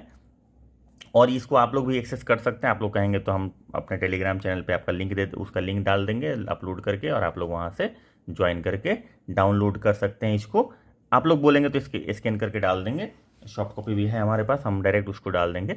और अगर आप लोग अपने से जाना चाहते हैं तो फाइनेंस डिपार्टमेंट के साइट से डाउनलोड कर सकते हैं। तो ये सारा है, अलग अलग स्कीम में कितना कितना एक्सपेंडिचर है, मेरे ख्याल से ये चीज़ पूछेगा नहीं आपसे, लेकिन इसमें ध्यान रखने वाली बात है, ये एक बार नीचे तक देख लीजिए, ये यहाँ तक ऐसा है। तो इसमें ऐसा कुछ भी नहीं है, रटने वाली कोई चीज़ नहीं है, लेकिन ये 2-3 चीज़ें याद रखनी है कि सर्व शिक्षा अभियान, समग्र शिक्षा जिसका टर्म है उसमें सबसे ज़्यादा है, और सबके लिए आवास वाला में सबसे ज़्यादा है। उसके बाद फिर मेरे ख्याल से डिक्रीजिंग ऑर्डर में दिया हुआ है। तो ये आपका मोटा मोटी, और भी इधर थोड़ा सा कुछ स्कीम्स बच गया है, जो छोटा मोटा स्कीम सब छोटा मोटा तो कोई स्कीम नहीं है, स्कीम कोई छोटा मोटा नहीं होता है, डेवलपमेंट का सारा स्कीम का अपना एक महत्व होता है और अपना एक रोल होता है सोसाइटी के डेवलपमेंट में। तो इसको एक नज़र आप लोग देख लीजिए, आप लोग पॉज करके भी देख सकते हैं वीडियो देखने के क्रम में। और होली की बहुत बहुत शुभकामनाएं सबको, मुबारक हो होली सबको, खूब होली मस्ती से खेलिए, और होली का रंग बीपीएससी के एग्ज़ाम में भी चढ़ना चाहिए कि आपको 130 नंबर से ज़्यादा आए। तो चलिए, ये तो ख़त्म हो गया। अब हम, ये तो था संक्षिप्त परिचय, ये कंप्लीट होता है, और इसके बाद हम चलते हैं जो बजट है। अब बजट का जो हाइलाइट्स है वो ये है कि इंग्लिश और हिंदी हमको दोनों करना पड़ेगा, क्योंकि हिंदी के भी विद्यार्थी हैं और इंग्लिश के भी विद्यार्थी हैं, जो इंग्लिश मीडियम से लिखते हैं एग्ज़ाम में और जो हिंदी मीडियम से लिखते हैं। थोड़ा सा छोटा कर लेते हैं ताकि पूरा कवर हो जाए। तो ये फिर से वहीं से साइट से लिया हुआ है। 28 फरवरी 2022 को विधानमंडल में वित्तीय वर्ष 2022-23 का बजट आय व्यापक उपलब्ध कराया गया था। ठीक है, तो बजट उपलब्ध कराया गया था। तो ये 22-23 में बजट का अनुमान देखिए, यहाँ पे ये आपका है 2,37,691 करोड़ कुल व्यय। क और ख मतलब ये दोनों को मिला के स्कीम में कितना करेगा, 1,230.25 करोड़। और स्थापना एवं प्रतिबद्ध व्यय, स्थापना और प्रतिबद्ध मतलब एस्टेब्लिशमेंट और प्रतिबद्ध जो कि देना ही है, तो वो हो गया 1,37,000। तो स्थापना और प्रतिबद्ध व्यय ज़्यादा है और स्कीम व्यय कम है, ये ध्यान रखेंगे। यहाँ ही तो बाइफर्केशन हम कर दिए कि भाई स्कीम व्यय 1,00,000 करोड़ है और स्थापना व्यय 1,37,000 करोड़ है, तो ये ज़्यादा है। अब ज़्यादा कम भी पूछ दिया तो ध्यान रखेंगे कि भाई स्थापना और प्रतिबद्ध व्यय ज़्यादा है और स्कीम व्यय कम है, ये याद रखना है। अब फिगर भी पूछ सकता है, फिगर याद रखिएगा क्योंकि ये मेजर फिगर है बजट का। दूसरा, प्रतिबद्ध व्यय में भाई क्या क्या आता है, तो प्रतिबद्ध व्यय मतलब वैसा व्यय जो ऑब्लिगेशन हो, वो आपको देना ही है, वो टाइम पे देना ही है। ठीक है, तो स्थापना प्रतिबद्ध में जाता है, वेतन वाला जाता है, स्कीम के मद में जाता है, सहायक अनुदान वेतन जाता है, संविदा अंतर्गत जो पैसा सब जाता है वो वेतन वाला में हो गया। उसके बाद पेंशन देना ही है, ब्याज का भुगतान करना ही है, लोक ऋण अदायगी जो पब्लिक डेट है उसको भी तो चुकाना है, तो भी प्रतिबद्धता है। तो ये कुछ 1,20,000 करोड़। अब इसमें स्थापना में देखिए, ये स्थापना और प्रतिबद्ध व्यय थे, प्रतिबद्ध व्यय में 1,20,000 करोड़ है। ठीक है, तो तो बाकी जो बच जाता है वो स्थापना में। अब इसमें भी अगर तोड़ दिया, मान लीजिए कि प्रतिबद्ध में ज़्यादा है कि स्थापना में ज़्यादा है, तो भाई प्रतिबद्ध देख लीजिए आप, तो प्रतिबद्ध ज़्यादा हो गया तो स्थापना इसका मतलब कि कम हो जाएगा। तो क्वेश्चन ऐसे ही पूछ सकता है कि सबसे ज़्यादा पैसा किस में जाता है। देखिए स्कीम व्यय, स्थापना व्यय, प्रतिबद्ध व्यय, स्कीम और प्रतिबद्ध व्यय, स्थापना और स्कीम और प्रतिबद्ध व्यय, या फिर स्थापना व्यय, ऐसे सवाल पूछेगा तो इसमें आपको ये दोनों हो जाएगा, क्योंकि ये 1,00,000 है, 1,25,20,000 करोड़ है, तभी ये इससे ज़्यादा है। ठीक है, तो इस तरह से थोड़ा सा कंपैरेटिव पढ़ना है। देखिए डाटा का मतलब ऐसा नहीं होता है कि डाटा रट के जाना है, डाटा का मतलब होता है कि आप उससे कुछ निकाल लें। डाटा इसीलिए तो दिया जाता है ताकि आप उससे कुछ निकाल पाए। चलिए, तो कुल प्राप्तियां, राजस्व प्राप्ति, पूंजीगत प्राप्ति, दो तरह की प्राप्ति होती है, revenue receipt and capital receipt. तो ये है 2,37,891 और कुल खर्चा कितना है 2,37,691 19। तो मोटा मोटी मान के चलिए कि 200 करोड़ का डिफरेंस है। तो अब राजस्व प्राप्तियां में क्या है, राजस्व प्राप्ति है 1,96,704 करोड़, ये राजस्व प्राप्ति है। ठीक है, जो रेवेन्यू आएगा। अब रेवेन्यू कहाँ से आएगा भाई, तो केंद्र सरकार से प्राप्त राजस्व 1,2 केंद्र सरकार से है। पहला जो करों में हिस्सा है, कर में हिस्सा देख रहे हैं ये 91,100 इतना था, 46% के आसपास था ना वहाँ पे जो देखे थे हम लोग ग्राफ में, परिचय वाला में। और केंद्र सरकार से सहायता वाला अनुदान जो मिलता है 58,000 करोड़, तो ये सबसे बड़ा हिस्सा है दोनों। ठीक है, ये 30% था, आपको ध्यान होगा तो ये 30% था और ये हो गया 46% के आसपास हो गया। तो ये सबसे बड़ा केंद्र सरकार से प्राप्त होता है। कॉम में केंद्र सरकार है। राजस्व प्राप्ति में एक तो केंद्र सरकार से दो चीज़ आता है, केंद्र सरकार से प्राप्त करों का हिस्सा और सहायता। तीसरा चीज क्या आता है भाई, राज्य का अपना सोर्स। एक तो केंद्र का सोर्स हो गया, दूसरा राज्य का अपना सोर्स। ठीक है, तो राज्य का अपना सोर्स क्या होता है, राज्य के कर का राजस्व और राज्य का गैर कर राजस्व, यानी कि टैक्स वाला जो रेवेन्यू है, टैक्स रेवेन्यू और नॉन टैक्स रेवेन्यू। ठीक है, तो टैक्स रेवेन्यू में सबसे ज़्यादा आता है 41,000 करोड़ और नॉन टैक्स में आता है 6,135 करोड़। तो ये फिगर आप एक बार देख के जरूर जाइएगा, लेकिन उससे ज़्यादा इंपॉर्टेंट ये बात का है कि फिगर पूछता है बीपीएससी, इसका मतलब ये नहीं कि हर क्वेश्चन में इकोनॉमिक्स में 5 क्वेश्चन पूछेगा या 8 क्वेश्चन पूछेगा और आठों का आठों फिगर ही डाल देगा, ऐसा नहीं करेगा। आपसे ये पूछ देगा कि बताइए ना कि गैर टैक्स मतलब नॉन टैक्सेबल इनकम इसमें से कौन है। ठीक है, टैक्सेबल इनकम इसमें से कौन है, तो टैक्सेबल समझ में आ जाता है, नॉन टैक्सेबल नहीं समझ में आता है। तो फिगर आप याद रखिए कि राजस्व में अगर राज्य की बात करें तो सबसे ज़्यादा आता है राज्य के अपने कर से, और गैर कर से कम आता है, नॉन टैक्सेबल इनकम कम आता है। लेकिन कर के विभिन्न स्रोत और नॉन टैक्सेबल मतलब कि क्या बोलेंगे इसको, गैर कर के विभिन्न स्रोत क्या है ये जरूर देख लीजिए। तो कर में वाणिज्य कर, अब ये पूछता है भाई, ये पूछा हुआ सवाल है कि सबसे ज़्यादा पैसा राजस्व में जो कर वाला है उसमें किस में से आता है, तो वाणिज्य कर में स्टाम्प ड्यूटी, भुगतान कर, ये सब। और इसमें से दो तीन आदमी बोल रहे हैं, 2-3 ऑप्शन ऐसा रहेगा जिसमें आपको कन्फ्यूज होता रहिए और गलत मार के आइएगा। हमेशा याद रखिए कि वाणिज्य कर, कमर्शियल टैक्स हमेशा ज़्यादा रेवेन्यू देता है। उसके बाद स्टैम्प पेपर का बात आता है और परिवहन आता है, फिर भू राजस्व आता है। स्टाम्प पेपर एवं निबंधन शुल्क, भाई बिहार में बहुत ज़मीन का रजिस्ट्री होता है, लोग बहुत ज़मीन खरीदता है, ज़मीन खरीदने में बहुत माहिर होता है बिहार में, सब लोग जानते ही होंगे इस बात को, इसलिए यहाँ से रेवेन्यू का सोर्स बहुत बड़ा है बिहार का। तो ये कर राजस्व के विभिन्न स्रोत हो गए। अब देखिए गैर कर, इससे भी ज़्यादा इंपॉर्टेंट ये है, क्योंकि इसमें तो फिर भी वाणिज्य कर आपको समझ में आएगा, अच्छा वाणिज्य कर, अच्छा यहाँ था स्टाम्प ड्यूटी, अच्छा दिमाग आप लगा लीजिएगा। गैर कर में दिमाग लगाना थोड़ा सा डिफिकल्ट होता है, ऐसा नहीं कि नहीं लगा सकते हैं, लेकिन थोड़ा सा डिफिकल्ट होता है। और डिफिकल्ट दिमाग लगाने ज़्यादा इस बात का होता है कि इसमें कौन सा सेक्शन में सबसे ज़्यादा पैसा आएगा। तो देख लीजिए, ये जो झारखंड में पेंशन का जो पैसा आता है वो 310 करोड़ रुपया आता है, तो ये इंपॉर्टेंट नहीं है। खनन वाला देखिए, खनन में सबसे ज़्यादा पैसा है, 3,000 करोड़ है। ब्याज का जो रिसीट होता है, जो ब्याज सरकार को मिलता है, वो है 2,200 करोड़।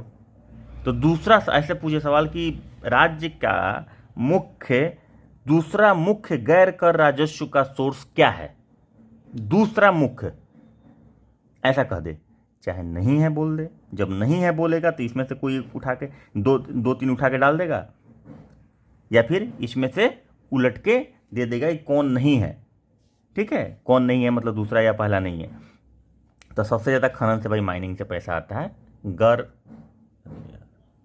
हाँ, खनन में 3,000 करोड़ आता है, यानी कि गैर कर जो राजस्व का प्राप्ति होता है वो खनन में सबसे ज़्यादा होता है। उसके बाद ब्याज की प्राप्ति होती है। तो ब्याज की प्राप्तियों में ये सवाल चूंकि इसलिए भी इंपॉर्टेंट हो जाता है कि ब्याज की प्राप्ति के बारे में लोग ध्यान ही नहीं देगा कि भाई इतना आएगा इनकम, तो नहीं नहीं नहीं ये तो नहीं हो सकता, कुछ और होता होगा, अन्य मदों की प्राप्तियां, ऐसा कुछ करके आदमी ऑप्शन मार के चला आएगा। ध्यान रखेंगे कि दूसरा जो सबसे बड़ा सोर्स है गैर कर राजस्व का, वो ब्याज की प्राप्तियां हैं। इस फिगर से ज़्यादा इंपॉर्टेंट ये टर्म है, ब्याज की प्राप्तियां, ये खनन, ये टर्म ज़्यादा इंपॉर्टेंट है। हम बार बार इस बोल रहे हैं ना कि बीपीएससी को फिगर पसंद है, इसका मतलब नहीं कि फिगर पे ही ध्यान देगा हमेशा। फिगर वाला दूसरा मतलब नहीं समझिएगा, फिगर का मतलब यहाँ पे ये डाटा।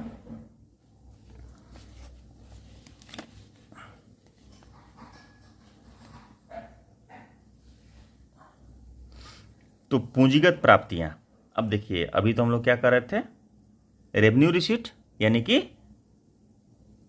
राजस्व प्राप्तियां, रेवेन्यू रिसीट राजस्व प्राप्तियां। अब पूंजीगत प्राप्तियां यानी कि कैपिटल रिसीट, मतलब उधार हो गया, ये कर्जा हो गया, कर्ज की जो हम दिए थे कर्जा उसकी वापसी, ये दोनों चीज़ कैपिटल रिसीट में आता है। चूंकि ये हमारा कैपिटल ही वापस हो रहा है, हम दिए थे वो एसेट था हमारा, अब वापस आ रहा है, मतलब वो हमको कैपिटल वापस आ रहा है। कन्फ्यूजन हो रहा है? नहीं नहीं नहीं, कन्फ्यूज नहीं होना, कन्फ्यूज नहीं होना है। बस आप ये समझिए कि ये उधार हम लिए किसी से 40,755.88 करोड़ इस फाइनेंशियल ईयर में हमको उधार लेना है, वो कैपिटल एक्सपेंडिचर, कैपिटल रिसीट के रूप में हम लेंगे। क्योंकि कैपिटल के रूप में इसलिए ले रहे हैं क्योंकि हमको कहीं इन्वेस्ट करना है। और कर्ज जो हम पहले दिए थे, दूसरे फाइनेंशियल ईयर्स में दिए थे, वो 2022-23 में हमको इतना उसका वापसी होगा 431 करोड़। अब आप ये सोच रहे होंगे कि यहाँ पे सर कह रहे हैं कि ब्याज इतना आएगा, 2200 राजस्व में काउंट कर रहे हैं। देखिए ब्याज की प्राप्तियाँ राजस्व में, राजस्व गैर कर राजस्व में गिनी जाती हैं। ब्याज की प्राप्तियाँ गैर कर राजस्व, कर नहीं, नॉन टैक्स रेवेन्यू में काउंट होता है। लेकिन कर्ज की जो वापसी है वो देख रहे कैपिटल एक्सपेंडिचर में, कैपिटल रिसीट में काउंट होता है। तो ये भी एक सवाल बनता है। ठीक है, तो ये कन्फ्यूज़न नहीं होना चाहिए, इन दोनों में भी कन्फ्यूजन आदमी को खूब होता है। तो ये ध्यान रखना है कि ये है कैपिटल रिसीट का, और ये है आपका क्या, रेवेन्यू रिसीट का पार्ट, जिसमें नॉन टैक्स रेवेन्यू रिसीट का पार्ट है। ये ब्याज की प्राप्तियाँ नॉन टैक्स रेवेन्यू रिसीट का पार्ट है।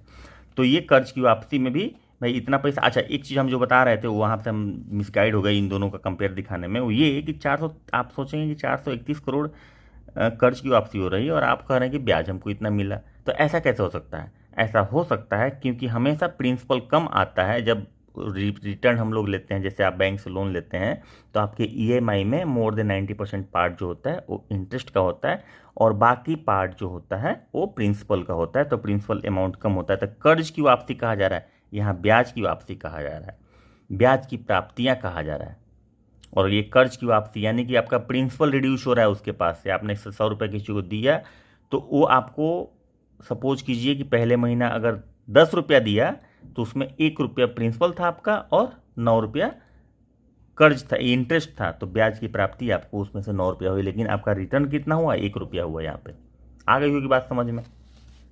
कुल व्यय, अब कुल व्यय में दो तरह का भाई, राजस्व व्यय और आगे देखेंगे कैपिटल व्यय, मतलब पूंजीगत व्यय। तो राजस्व व्यय में राजस्व कुल व्यय इतना है हमारा, यही ना है हमारा बजट, मतलब टोटल व्यय यही है। उसके बाद राजस्व व्यय इसमें 1,91,956.67 करोड़, जिसमें वेतन का पार्ट देखिए कितना है, 64,788 करोड़ सॉरी। तो वेतन का पार्ट जो राजस्व व्यय में है, सबसे ज़्यादा खर्चा कहाँ जाता है भाई राजस्व व्यय से, तो वेतन में जाता है। ये ध्यान रखेंगे। सहायक अनुदान वेतन आदि के अलावा 29,000 करोड़, सहायक अनुदान परिसंपत्तियों के निर्माण में 19,000 करोड़, पेंशन में 24,000 करोड़, ब्याज भुगतान में 16,305 करोड़। तो ये ध्यान ये रखने की बात है, मैं फिर से एक्सप्लेन कर रहा हूँ कि अगर राजस्व व्यय की बात करें तो राजस्व व्यय में जो सबसे बड़ा हिस्सा, एक तो राजस्व व्यय आपको 1,91,956.67 करोड़ हो गया, उसमें सबसे ज़्यादा जो कंपोनेंट है बड़ा वो है 64,788 करोड़। चिंता नहीं करना है, इंग्लिश में भी इसका है, हमारे पास, तो इंग्लिश वाला भी हम रीडिंग डालेंगे। तो इंग्लिश और हिंदी दोनों करेंगे, तो इसलिए चिंतित नहीं होना है, ठीक है। आप अगर हिंदी में कठिनाई हो रही है तो इंग्लिश वाला भी रीडिंग डालेंगे, बस थोड़ा समझ लीजिए, और वहाँ भी थोड़ा और फास्ट हम निकल लेंगे। तो ये वेतन में सबसे ज़्यादा जा रहा है, सैलरीज में सबसे ज़्यादा पैसा जा रहा है, ये ध्यान रखना है। इसके आगे चलते हैं। ये सब डाटा की बात है, डाटा हो जाएगा, उसके बाद शॉर्ट जिस्ट मिलते चला जाएगा। छात्रवृत्ति में 4,000 करोड़, सब्सिडी में 11,000 करोड़, और ये कुछ है पूंजीगत व्यय, दूसरा पार्ट जो हम बोले थे ना कि व्यय का दो पार्ट होगा, एगो पूंजीगत व्यय हो जाएगा, एगो दूसरा रेवेन्यू व्यय हो जाएगा, मतलब कि रेवेन्यू एक्सपेंडिचर हो जाएगा। तो पूंजीगत व्यय क्या है? पूंजीगत परिव्यय, कैपिटल आउटले मतलब कैपिटल लगाना, लगाना मतलब एसेट क्रिएट करने के लिए जहाँ से इनकम जनरेट हो, वो ये हो गया। उसके बाद पब्लिक डेट, पब्लिक डेट में 14,000 करोड़ जाएगा। कर्ज और उधार में 1,314 करोड़ जाएगा। राजस्व बचत कितना होगा भाई? देखिए यहाँ पे राजस्व प्राप्तियां माइनस राजस्व व्यय है, ध्यान रखेंगे। राजस्व बचत और फिजिकल डेफिसिट दोनों अलग अलग है। फिजिकल सरप्लस भी होता है, ऐसा नहीं है कि सिर्फ फिजिकल सरप्लस नहीं होता है, लेकिन जो हम डिफिनीशन बताए हैं फिजिकल डेफिसिट का, हम क्या बताएं? Non revenue, non loan income expenditure minus non loan income, income नहीं बोलेंगे, रिसीट। तो इसका उल्टा कीजिए तो वो हो जाएगा आपका फिजिकल सरप्लस। तो हम लोग राजस्व बचत की बात करें तो जो प्राप्त होगा उसमें से व्यय माइनस राजस्व वाला सिर्फ करेंगे, तो जो बचत होगा वो राजस्व व्यय हो गया।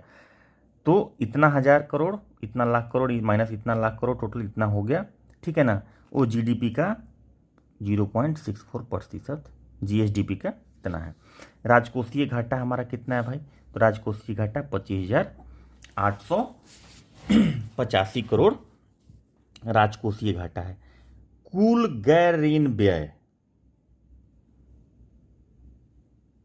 नॉन डेट एक्सपेंडिचर माइनस कुल गैर ऋण आय, टोटल नॉन डेट रिसीट, इसको माइनस करेंगे, आ जाएगा जो जीएसडीपी का 3.47% है, well with in the target of 4%, ठीक है। तो ये है। अब आगे चलते हैं, इसमें थोड़ा थोड़ा जिस्ट टाइप का है जो देखते चलिए, ताकि आपको एक थोड़ा सा और विजन क्लियर होते चला जाए। वित्तीय वर्ष 22-23 का कुल व्यय बजट अनुमान इतना करोड़ रुपये है, 2,37,691.19 करोड़ रुपये है। जो वित्तीय वर्ष 21-22 के बजट के अनुमान 2,18,000 इतना करोड़ से इतना अधिक है, ठीक है भाई। इससे इतना माइनस इतना करेंगे तो इतना आ ही जाएगा, लेकिन एक चीज़ आप लोग और कीजिएगा, इतना डिवाइडेड बाई इतना कर दीजिएगा, ठीक है, गुना 100 कर दीजिएगा, तो परसेंटेज इंक्रीज आपको मिल जाएगा। हम करके देख लेते हैं। कुछ 8.88% के आसपास आएगा, एग्जैक्ट हम वैल्यू नहीं निकाले हैं, रफली निकाले हैं। तो इस तरह से आप देख भी सकते हैं कि 2021-22 की तुलना में जो हमारा बजट है वो कितना परसेंट से बढ़ा है, यहाँ से निकाल सकते हैं। उसी तरह से आप वित्तीय वर्ष 22-23 में स्थापना एवं प्रतिबद्ध व्यय का बजट अनुमान 1,37,460 करोड़ रुपये है, जो वित्तीय वर्ष 21-22 के बजट अनुमान 1,17,019 रुपये अधिक है। तो इसका भी आप परसेंटेज के टर्म में निकाल सकते हैं, जैसे बताए, इतना डिवाइडेड बाई इतना गुना 100, तो हो जाएगा आपका परसेंटेज का टर्म निकल जाएगा, जो कितना इंक्रीज किया है। चौथा पॉइंट है वो वित्तीय वर्ष 22-23 का वार्षिक स्कीम का कुल अनुमानित बजट, स्कीम वाला जो हम लोग देखे थे ना 1,00,000 करोड़ के आसपास जो था, वो है जो वित्तीय वर्ष 21-22 के बजट अनुमान के बराबर है। ये ध्यान रखेंगे, पिछले वर्ष बजट अनुमान के बराबर है। तो कोई सुशासन के कार्यक्रम 2020-25 आत्मनिर्भर बिहार के 7 निश्चय 20-25 के अंतर्गत वित्तीय वर्ष 21-22 के विभिन्न विभागों के अंतर्गत कुल बजट का प्रावधान 5,000 करोड़ रुपये रखा गया है। तो 7 निश्चय वाला जो है वो 5,000 करोड़ रखा गया है। इसके बाद इसके आगे चलते हैं। 5 नंबर पॉइंट में क्या है? वित्तीय वर्ष 22-23 के कुल राजस्व व्यय 1,00,000 राजस्व व्यय तो यही है ना जो हम लोग देखे थे, करोड़ रुपए का अनुमानित किया गया, जो एक वित्तीय वर्ष 21-22 के बजट अनुमान 1,77,000 करोड़ रुपये से 14,885 करोड़ रुपये अधिक है। तो यहाँ पे हम निकाल दिए थे 8.4% अधिक है। वित्तीय वर्ष 22-23 के में कुल पूंजीगत व्यय तो इतना ही था, कैपिटल एक्सपेंडिचर करोड़ रुपये अनुमानित किया गया है, जो वित्तीय वर्ष 21-22 के बजट अनुमान कितना है, 21-22 का बजट अनुमान कितना था, 41,231.31 करोड़ रुपये। इसमें 10.92 का बढ़ोतरी हुआ, जो 4503 करोड़ ज़्यादा है।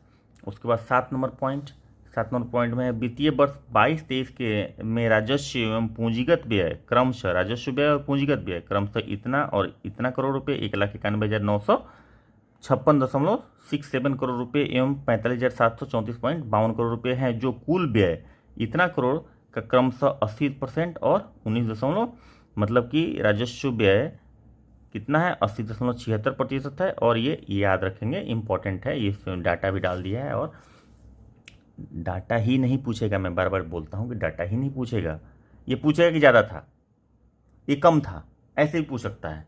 तो आप जब तक थोरो नहीं पढ़ेंगे तब तक आपको नहीं ध्यान में आएगा। सिर्फ MCQ बना लीजिएगा तो किसी में ये ज़्यादा दिखा देगा, किसी में ये कम दिखा देगा, आप आंसर तो रट जाइएगा, लेकिन ऑप्शन जैसे ही चेंज करेगा आप कंफ्यूज हो जाएंगे, या ऑप्शन घुमा दिया तो आप कंफ्यूज हो जाएंगे। इसलिए MCQ जरूर बनाइए, बनाना ही है, उसका ही प्रैक्टिस करना है। हम भी करेंगे ना, हम लोग 40 मॉक टेस्ट करने वाले हैं, लेकिन बेसिक कॉन्सेप्ट क्लियर कर लीजिए। बजट का है तो बजट का कॉन्सेप्ट कर लीजिए, इकोनॉमिक्स का है तो इकोनॉमिक्स का, जो भी पढ़ रहे हैं उसका बेसिक कॉन्सेप्ट क्लियर कर लीजिए, ताकि आपको दिक्कत नहीं हो क्वेश्चन घुमाए तो।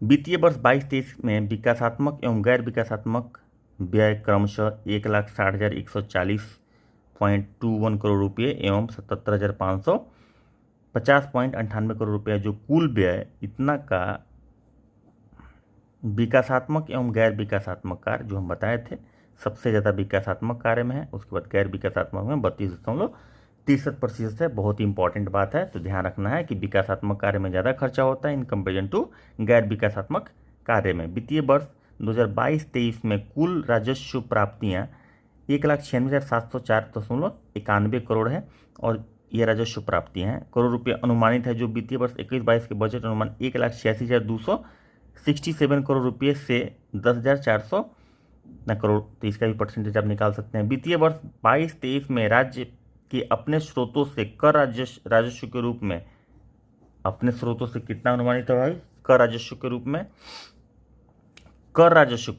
इतना करोड़, 41,387 करोड़ रुपये अनुमानित है, जो वित्तीय वर्ष 21-22 के बजट अनुमान 35,050 करोड़ रुपये है, जो 6,337 करोड़ रुपया अधिक है। वित्तीय वर्ष 22-23 में राज्य के अपने स्रोतों से गैर कर राजस्व के रूप में 6,135 करोड़ रुपये प्राप्त होने का अनुमान है, जो वित्तीय वर्ष 20-21 के अनुमान 5,547 करोड़ रुपये की तुलना में 630 करोड़ रुपया अधिक है। तो ये सब कुछ का जो हम लोग फिगर देखते आए हैं उसका एक तरह से पॉइंटर है, तो ये जरूर देखना है और कंपैरेटिव एनालिसिस करना है, जो वहाँ पे हम लोग ग्राफ देखे हैं वो भी और इसको भी। वित्तीय वर्ष 22-23 में राज्य के को केंद्र सरकार से केंद्रीय करों में सहायता के रूप में 91,180.60 करोड़ रुपये प्राप्त होने का अनुमान है, जो वित्तीय वर्ष 2021-22 के बजट अनुसार के बराबर है। तो भाई जब यहाँ तक आप लोग देख रहे हैं वीडियो, इसका मतलब कि हम कुछ वैल्यू एडिशन कर रहे हैं, तो लाइक शेयर सब्सक्राइब कर देना ताकि दोस्तों को भी फ़ायदा हो और हमें भी लगे कि आप लोगों को हम कुछ कंट्रीब्यूट कर पा रहे हैं। 13 नंबर पॉइंट, वित्तीय वर्ष 22-23 में राज्य को केंद्र सरकार से सहायक अनुदान के रूप में 58,001.29 करोड़ रुपये प्राप्त होने का अनुमान है। सहायक अनुदान ध्यान रखेंगे, वो टैक्स वाला है नहीं कि टैक्स में जो ये मिलता है, टैक्स में जो हिस्सा मिलता है वो वाला नहीं है, ये सहायक अनुदान है, जो वित्तीय वर्ष 21-22 के बजट अनुमान 54,000 इतना करोड़ रुपये से 3,470 करोड़ रुपये अधिक है। वित्तीय वर्ष 22-23 में 4,747.84 करोड़ रुपये राजस्व बचत करने का अनुमान है, जो सकल घरेलू उत्पाद 7 लाख, देखिए यहाँ पे लिख दिया ना, सकल घरेलू उत्पाद 7,45,310 करोड़, जो हम बोल रहे थे रुपये का 0.64% है। ये याद रखिएगा सकल घरेलू, ये करंट प्राइस पे है, ध्यान रखेंगे। अब करंट प्राइस और कांस्टेंट प्राइस क्या होता है, तो वो भी एक चीज़ होता है, इकोनॉमिक का पार्ट है। किसी ईयर को एक बेस ईयर मान लिया जाता है, जिस ईयर में उथल पुथल, इकोनॉमिक उथल पुथल नहीं होता है, मतलब कि सब कुछ कांस्टेंट होता है, ठीक ठाक चलते रहता है। कोई जैसा अभी यूक्रेन में युद्ध चल रहा है तो इस तरह कुछ नहीं होगा, तो जाहिर सी बात है कि इन्फ्लेशन बढ़ा हुआ रहेगा, ऑयल के प्राइसेस बढ़े हुए रहेंगे, कहीं पे शेयर मार्केट क्रैश कर गया, कहीं पे बहुत बड़ा घोटाला हो गया, तो इस तरह से कोई उथल पुथल अगर नहीं रहे, सामान्य अगर साल को एक सिलेक्ट करते हैं, ठीक है, और उसका जो प्राइसेस होता है उसको एक रेफरेंस पॉइंट ऑफ व्यू से लेते हैं और उस प्राइसेस के रिस्पेक्ट में आज के प्राइसेस को कैलकुलेट करते हैं, तो ये कांस्टेंट प्राइस हो जाता है। और करंट प्राइस आज के प्राइसेस में अगर कैलकुलेट करते हैं, उसमें जो प्रोविजन होता है वो रियल पिक्चर दिखाता है इकोनॉमी का, उसमें प्रोविजन जो होता है वो आपका रियल इनकम दिखाता है, उसमें जो प्रोविजन होता है उससे रियल जीडीपी का पिक्चर क्लियर होता है कांस्टेंट प्राइस पे। तो जो भी जीडीपी वगैरह कैलकुलेट किया जाता है, जनरली जो जो ज़्यादा मतलब एनालिटिकल पॉइंट ऑफ व्यू से इंपॉर्टेंट होता है वो कांस्टेंट प्राइस पे ही होता है। करंट प्राइस मतलब आज के प्राइस में उसका वैल्यू क्या होगा, तो ये आज के प्राइस में मतलब करंट प्राइस पे ये 7,45,310 करोड़ है। अच्छा, 16 नंबर पॉइंट, वित्तीय वर्ष 22-23 में लोक ऋण का अधिवेश 2,38,126 करोड़ रुपये रहने का अनुमान है, जो राज्य सकल घरेलू उत्पाद इतना करोड़ रुपये का 31.95% रहने का अनुमान है। या अन्य दायित्वों के साथ लोक ऋण का अधिवेश 2,88,107.35 करोड़ रुपये रहने का अनुमान है, जो राज्य सकल घरेलू उत्पाद जो इतना है 7,45,310 करोड़ रुपये का है, उसका 38.6% है। अब यहाँ पे देख लीजिए प्रमुख विभागवार वार्षिक स्कीम उद्व्यय एलोकेशन जो है, शिक्षा विभाग में कितना है 22,000 करोड़, जो सामाजिक सेवा जी की बात हम कर रहे थे, इसमें 22% है सबसे ज़्यादा। उसके बाद ग्रामीण विकास में 15,000 करोड़, 15% है। समाज कल्याण में 8,000 करोड़, 8% है। और ग्रामीण कार्य में इतना है। तो देखिए इसमें क्या है, अन्य विभाग को मिला के 22,000 करोड़ है, टोटल 1,00,000 करोड़ है, मोटा मोटी 100% कर दिया। सबसे ज़्यादा जो एलोकेशन है शिक्षा विभाग में है, ये याद रखेंगे, वहाँ भी हम डिस्कस किए थे और यहाँ भी कर रहे हैं, सबसे ज़्यादा इम्पोर्टेंट ये है। इसके बाद आता है कुछ बातें और हैं जो देख लेते हैं, उसके बाद हम लोग इंग्लिश वाला भी वर्जन एक बार पढ़ लेंगे, फटाफट पढ़ लेंगे, जल्दी जल्दी पढ़ लेंगे, उसमें टाइम ज़्यादा नहीं देंगे, चूँकि ऑलरेडी हम लोग डिस्कशन कर चुके हैं, समझ चुके हैं, और वर्ड्स की बात आएगी तो वर्ड्स अपने आप पढ़ते चले जाएंगे। राजस्व बचत, राजस्व प्राप्ति से राजस्व व्यय को घटाने के बाद जो अवशेष राशि है डिफिनीशन टाइप का हो गया, उसे वो बचत कहलाती है। वित्तीय वर्ष 22-23 में राजस्व बचत 4,747.84 करोड़ रुपये का है। इस राजस्व अधिवेश का उपयोग कहाँ होगा, भौतिक अधिसंरचना एवं निवेश तथा सड़क, भवन, बिजली, विद्यालय, स्वास्थ्य केंद्र, इतना इतना इतना यहाँ पे इन सब चीज़ों में खर्चा किया जाएगा। स्वास्थ्य केंद्र, सिंचाई व्यवस्था आदि उत्पादक पूंजीगत परिसंपत्तियों के सृजन के लिए किया जाएगा। उत्पादक मतलब कि यूजफुल। दूसरा राजकोषीय घाटा भाई, कुल व्यय में से राजस्व प्राप्ति, ऋणों की वसूली एवं ऋणों की वापसी को घटाने के पश्चात ऋण की वसूली, कुल व्यय जितना है उसमें से ऋण की वसूली, उसमें से राजस्व प्राप्ति भाई माइनस कर दीजिए, रेवेन्यू रिसीट। उसके बाद ऋण की वसूली जो है उसको माइनस कर दिए, और ऋण की जो वापसी हो रही है उसको माइनस कर दीजिए, जो बचता है वही राजकोषीय घाटा यानी फिजिकल डेफिसिट है, उसे राजकोषीय घाटा कहा जाता है। वित्तीय वर्ष 22-23 में राजकोषीय घाटा 25,885.10 करोड़ होने रुपये का है, और जो राज्य सकल घरेलू उत्पाद इतना का 3.47% है, जो हम लोग ग्राफ में भी देखे थे कि 22-23 में ये इतना अनुमानित है। तो अब चूंकि यहाँ पे ये डिफिनीशन लिखा हुआ है, तो हो सकता है बीपीएससी इस डिफिनीशन को ही उठा के पूछ दे, इसलिए बी केयरफुल। पूंजीगत परिव्यय मतलब कैपिटल आउटले, हाँ, तो संपत्तियों के सृजन सुदृढ़ीकरण पर जो राशि व्यय की जाती है वो पूंजीगत परिव्यय कहलाती है। मतलब कि इसके सृजन मतलब एसेट क्रिएशन में या उसको मेंटेनेंस में जो खर्चा किया जाता है उसको पूंजीगत परिव्यय कहते हैं। वर्ष 21-22 के बजट के अनुमान 30,788 करोड़ रुपये से 2022-23 के बजट अनुमान पूंजीगत व्यय 29,739 करोड़ रुपये का हो गया है। यह वर्ष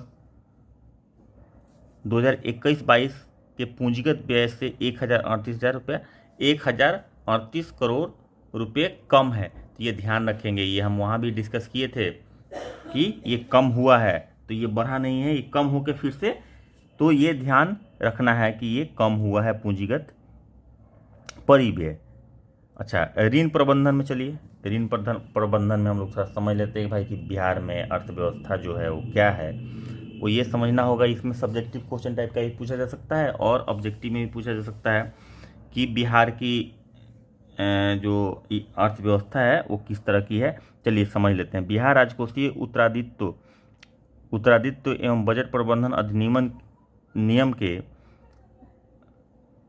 ये हो गया ना, राजकोषीय मतलब fiscal responsibility and budget management अधिनियम के एफआरबीएम के प्रावधान के आलोक में राजकोषीय घाटा 3.5% रखा जाना है। राजकोषीय घाटे के अंतर्गत ही 3.5% रखा जाना है, अंतर्गत ही ऋण लिया जाना होता है। राजकोषीय घाटे के अंतर्गत ही, उसी के अंदर जितना घाटा हो रहा है उसके अंदर ही ऋण होना चाहिए, ऋण उसके बाहर नहीं होना चाहिए। तो फिजिकल डेफिसिट के अंदर ही ऋण आएगा। ऋण की अधिसीमा भारत सरकार द्वारा तय की जाती है, जो कभी अभी तक सूचित नहीं की गई है। उस समय तक सूचित नहीं किया गया था जब तक बजट इशू किया गया। वर्ष 2022-23 का राज्य सकल घरेलू उत्पाद आधार वर्ष, आधार मतलब बेस ईयर 11-12,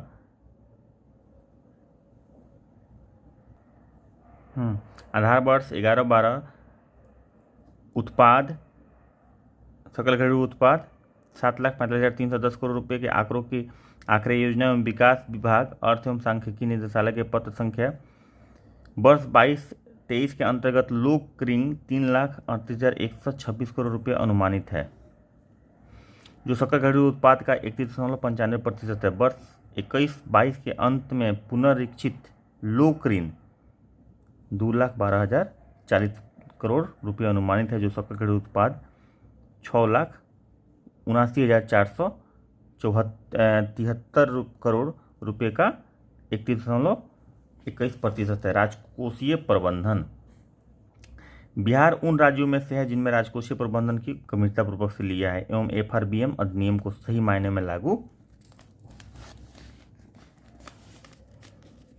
किया है। वित्तीय वर्ष 2022-23 में राजकोषीय घाटा 3.47% अनुमानित किया गया है।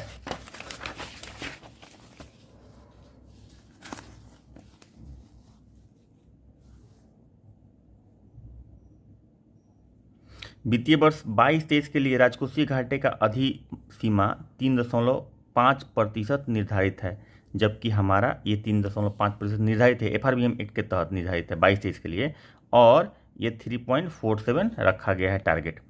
ठीक है। तो वित्त मंत्रालय भारत सरकार द्वारा चालू वित्तीय वर्ष 21-22 में निवल ऋण अधिसीमा सकल राज्य घरेलू उत्पाद का 3% से बढ़ाकर 4.5% शर्तों के सहित रखा गया है। तो ये भारत सरकार द्वारा किया जाता है। उसके बाद अनुसूचित जातियों एवं अनुसूचित जनजातियों के लिए करनाकित राशि, अनुसूचित जातियों एवं अनुसूचित जनजातियों पर व्यय होने वाली राशि को अलग से लघु शीर्ष में प्रदर्शित किया जाता है, ताकि उक्त राशि का व्यय अनुसूचित जातियों एवं अनुसूचित जनजातियों के समुदाय के लाभ के लिए ही किया जाए एवं राशि का अन्यत्र व्यय नहीं किया जा सके। तो इसके लिए वर्ष 22-23 में अनुसूचित जातियों के लिए विशेष घटक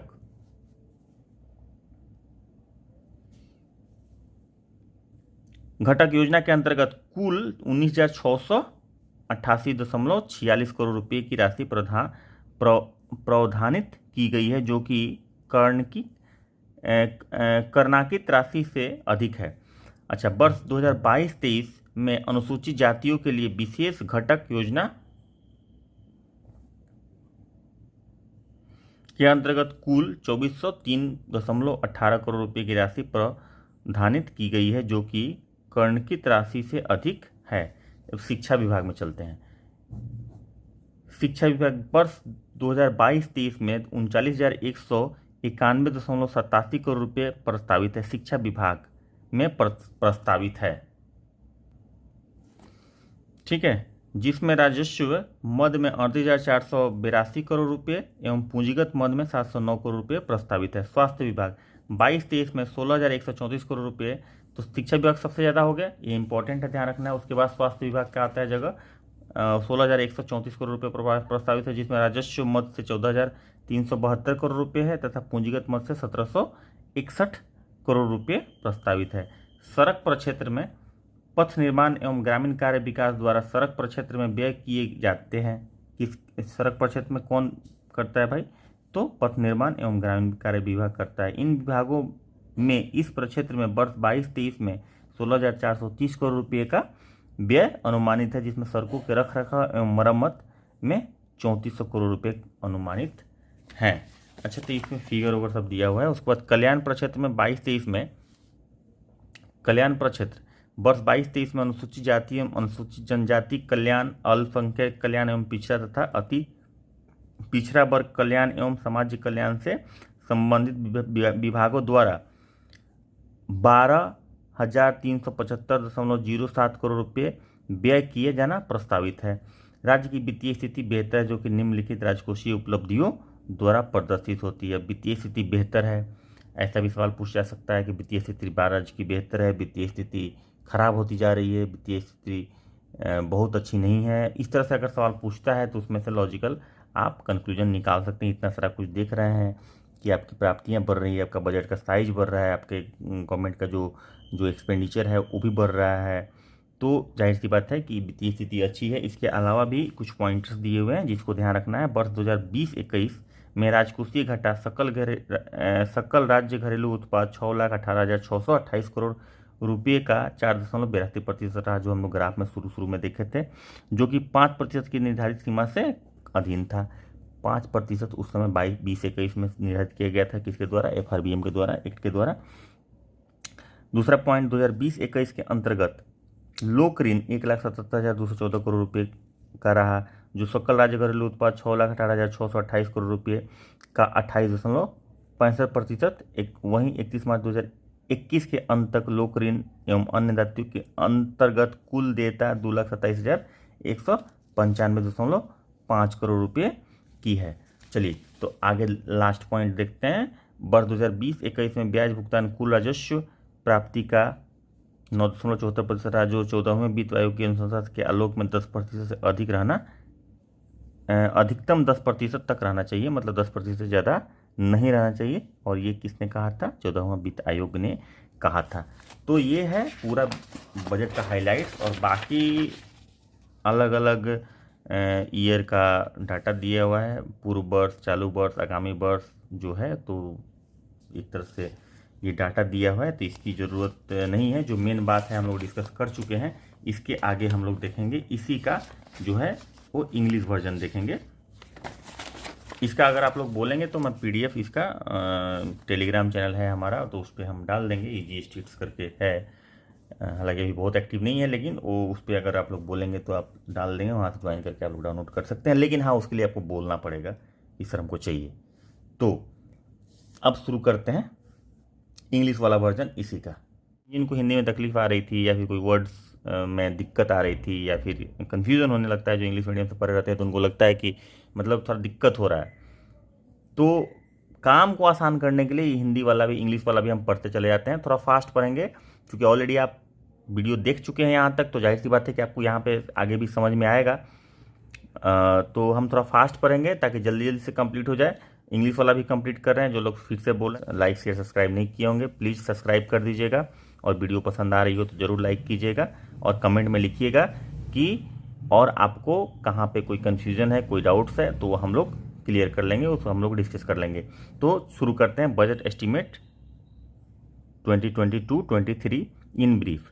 तो टोटल एक्सपेंडिचर हम लोग देखे हैं 2,37,691 करोड़। स्कीम एक्सपेंडिचर है 1 लाख करोड़, और एस्टेब्लिशमेंट एंड कमिटमेंट एक्सपेंडिचर जो है वो है 1,37,400 1,37,460.94 करोड़ है।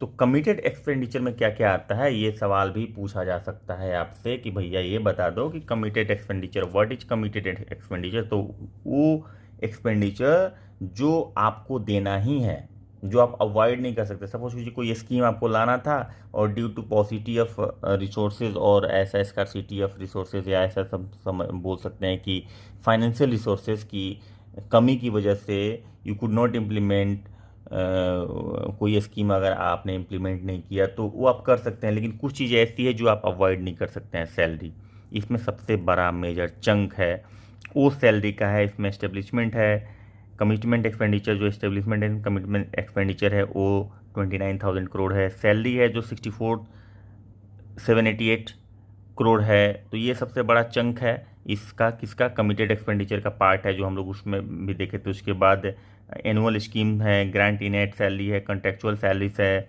उसके बाद पेंशन है, इंटरेस्ट है, रिपेमेंट ऑफ पब्लिक डेट है। पब्लिक डेट भी कितना जाता है, तो टोटल 1,20,000 मतलब 120,015.36 करोड़ जो है वो कमिटेड एक्सपेंडिचर है। Out of this total expenditure 137, जिसमें किसमें, एस्टेब्लिशमेंट एंड कमिटमेंट। तो कमिटमेंट में भी ये कम हो जाता है, ज़्यादा हो जाता है। कमिटमेंट का ज़्यादा पार्ट है, एस्टेब्लिशमेंट का कम होगा, जाहिर सी बात है 17,000 करोड़ के आसपास कुछ होगा। टोटल रिसीट की बात करें तो revenue receipt and capital receipt जो पहले भी बात कर चुके हैं, तो 2,37,891.94 करोड़, 2,37,891.94 करोड़ होगा। Revenue receipt 196,704.51 crore revenue.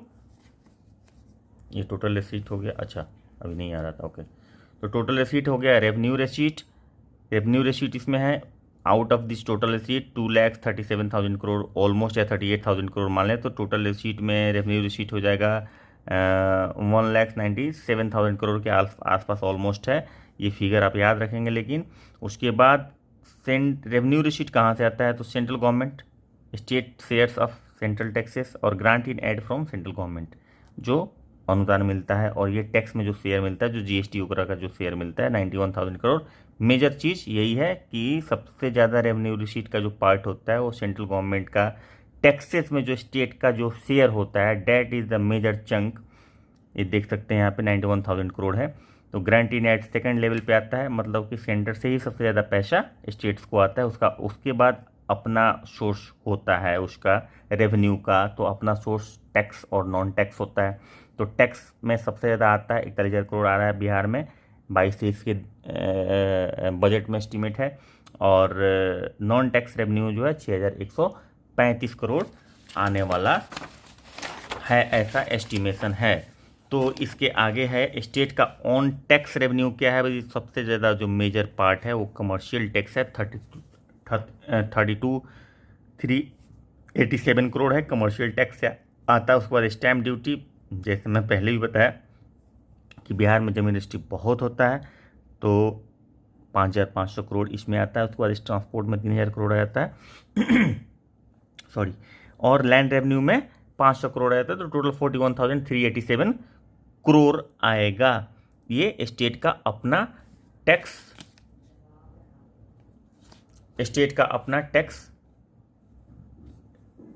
Revenue का सोर्स है कि टैक्स से पैसा कहाँ कहाँ से आएगा। तो टैक्स से सबसे ज़्यादा कमर्शियल टैक्स से आता है, ओके। उसके बाद आता है कि नॉन टैक्स। अच्छा ये इंपॉर्टेंट है, मैं वहाँ भी बोल रहा था ना कि ये टर्म भी पूछता है कि सबसे ज़्यादा कहाँ से आता है, या फिर ये पूछता है कि टैक्स रेवेन्यू का सोर्स इनमें से कौन है। तो टैक्स रेवेन्यू का सोर्स सपोज कीजिए इसमें 2-3 दे दिया, उसमें क्या बोलते हैं सेंट्रल गवर्नमेंट वाला भी दे दिया, और ये आपको इसमें से एक ऐड कर दिया या 2 ऐड कर दिया, तो मोर देन 1 ऐसा कुछ करके हो जाएगा। ये ध्यान रखेंगे, टैक्स रेवेन्यू का सोर्स इनका नाम याद रखेंगे। नॉन टैक्स रेवेन्यू का सोर्स जो है इनका भी नाम याद रखेंगे, ये नाम भी इंपॉर्टेंट है। और नॉन टैक्स रेवेन्यू में सबसे ज़्यादा कहाँ से आता है ये जरूर याद रखेंगे, ये माइंस से सबसे ज़्यादा माइनिंग में आता है। उसके बाद इंटरेस्ट रिसीट होता है, नॉन टैक्स रेवेन्यू का मेजर चंक ये दोनों होता है। उसके बाद झारखंड में आता है receivable from Jharkhand state due for pension shares liability, तो ये भी ध्यान रखेंगे। उसके बाद कैपिटल रिसीट, हमने रेवेन्यू रिसीट देखा था। रेवेन्यू रिसीट का 2 पार्ट होता है, एक तो जो सेंट्रल से जो मिलता है सो, और स्टेट का अपना। तो सेंट्रल से 2 चीज़ मिलता है, एक तो सेंट्रल में जो स्टेट गवर्नमेंट का शेयर होता है टैक्सेस में, और दूसरा सेंट्रल गवर्नमेंट का एड्स होता है, अनुदान जो होता है उसका। उसके बाद स्टेट गवर्नमेंट की बात करें तो स्टेट गवर्नमेंट का क्या सोर्स होता है, तो टैक्सेबल सोर्स होता है, टैक्स रेवेन्यू सोर्स होता है, नॉन टैक्स रेवेन्यू सोर्स होता है। तो नॉन टैक्स में क्या क्या आता है, कमर्शियल टैक्स जो सबसे ज़्यादा है, उसके बाद स्टैम्प एंड रजिस्ट्रेशन उसके सेकंड लाइन पे आता है, उसके बाद ट्रांसपोर्ट है, उसके बाद लैंड रेवेन्यू है। उसके बाद नॉन टैक्स रेवेन्यू क्या होता है, तो झारखंड से जो पेंशन के लिए रिसीवेबल होता है शो, उसके बाद माइंस होता है, इंटरेस्ट रिसीट होता है, इरिगेशन और अदर नॉन टैक्स होता है। ये टर्म्स याद रखेंगे, कभी कभी टर्म्स भी पूछ देता है और हम लोग कन्फ्यूज हो जाते हैं। टर्म्स याद रहना चाहिए कि नॉन टैक्स का कौन सा है और टैक्स का कौन सा है। उसके बाद कैपिटल रिसीट, बोरोइंग मतलब कर्जा लेना, रिकवरीज ऑफ लोन्स, तो रिकवरीज ऑफ लोन में 431 करोड़, बोरोइंग में सबसे ज़्यादा मेजर चंक आएगा। कैपिटल रिसीट की अगर बात करें तो अभी तक हम लोग बात कर रहे थे सेंट्रल और स्टेट वाला, वो था रेवेन्यू रिसीट की बात। अभी हम लोग कर रहे हैं कैपिटल रिसीट की बात। तो कैपिटल रिसीट में दो पार्ट हो गया, एक तो हो गया बोरोइंग और दूसरा हो गया लोन का रिकवरी। अब कैपिटल रिसीट कर रहे हैं तो लोन का रिकवरी जो है हमारा क्या है, कैपिटल रिसीट है। इंटरेस्ट रिसीट कैपिटल रिसीट नहीं है, लेकिन लोन का रिकवरी जो है वो रेवेन्यू रिसीट है और ये हमारा कैपिटल रिसीट है। रेवेन्यू मतलब आम आदमी की भाषा में समझिए कि रेवेन्यू सरकार के लिए, रेवेन्यू जो हमारे लिए इनकम होता है वो सरकार के लिए रेवेन्यू होता है। आप सपोज कीजिए कि हमारा जो इनकम है या आपका जो इनकम है, अगर आप जॉब करते हैं तो, या आप बिजनेस करते हैं तो आपका जो इनकम है आपके लिए क्या है, वो इनकम है, ठीक है। लेकिन सरकार का जो इनकम है वो उसके लिए क्या है, रेवेन्यू है। अब आप ये बोलिए कि आपने किसी को कर्जा दिया, सपोज आपने अपने एक फ्रेंड को कर्जा दिया और बोला फ्रेंड कि भाई मैं इस रेट पे तुमको इंटरेस्ट दे दिया करूँगा, तो कर्जा दिया वो आपका एसेट हो गया, उसके लिए वो कर्जा है, लेकिन वो आपके लिए क्या हो गया, वो एसेट में कन्वर्ट हो गया और वहाँ से आपको क्या आ रहा है, इनकम आ रहा है।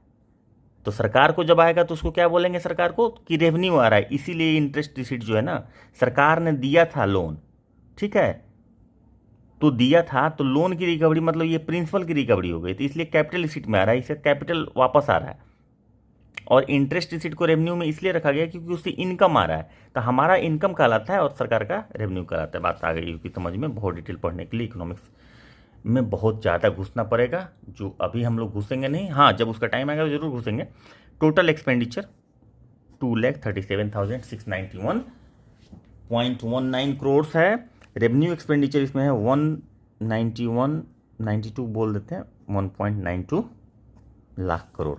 चलिए, आउट ऑफ विच सैलरी में सबसे ज़्यादा जा रहा है 64,788 करोड़ जा रहा है। ग्रांट इन सैलरी में ये जा रहा है और ये कंपोनेंट्स है टोटल जो वहाँ पे हम लोग देखे थे। Grant for assets creation 19,000 crore, pension के लिए 24,000 करोड़, इंटरेस्ट पेमेंट में 16,000 करोड़, स्कॉलरशिप में 4,000 करोड़। ऑलमोस्ट मैं बता रहा हूँ, एग्जैक्ट फिगर नहीं बता रहा हूँ, एग्जैक्ट फिगर स्क्रीन पे है आपको देखने के लिए।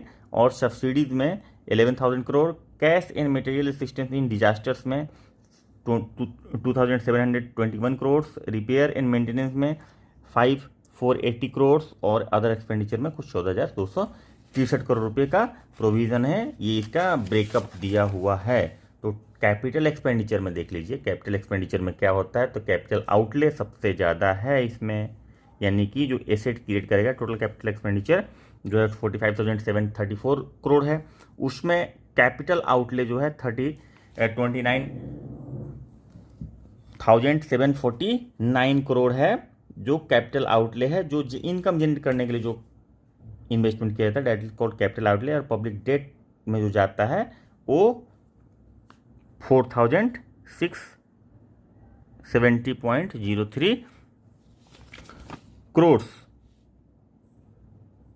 14,000 था वहाँ पे, 4,000 नहीं था, 14,000 था। तो ये है 14,670 करोड़। चलिए, revenue surplus, revenue receipt minus revenue expenditure, तो revenue receipt minus revenue receipt this one है, रेवेन्यू एक्सपेंडिचर दिस वन है। तो 4,747 यानी 47.84 करोड़, 0.64% ऑफ जीएसडीपी का है। Physical deficit total non debt expenditure minus total non debt receipt हो गया। ये मैंने माइनस करके यहाँ पे कर दिया, मोटा मोटी इतना आता है, मोटा मोटी नहीं उतना ही आएगा, मैंने चूंकि यहाँ पे रफ फिगर लिया है, ठीक है। तो ये टोटल हमारा है, क्या है ये टोटल हमारा है एक्सपेंडिचर, और ये जो है वो है टोटल हमारा क्या है, रिसीट है। और ये हमारा प्रिंसिपल रिसीट है, कैपिटल रिसीट है, और ये हमारा क्या है, तो पब्लिक डेट है। तो ये माइनस करते हैं टोटल, तो इतना मोटा मोटी आ जाता है। अभी चलिए थोड़ा सा इसका पॉइंटर्स देख लेते हैं जो उसमें देख रहे थे। Budget expenditure of 237,691.19 crore has been estimated for the year 2022-23, which is 19,388.49 crore more than 218,302.70 crore of year 2021-22 budget estimate.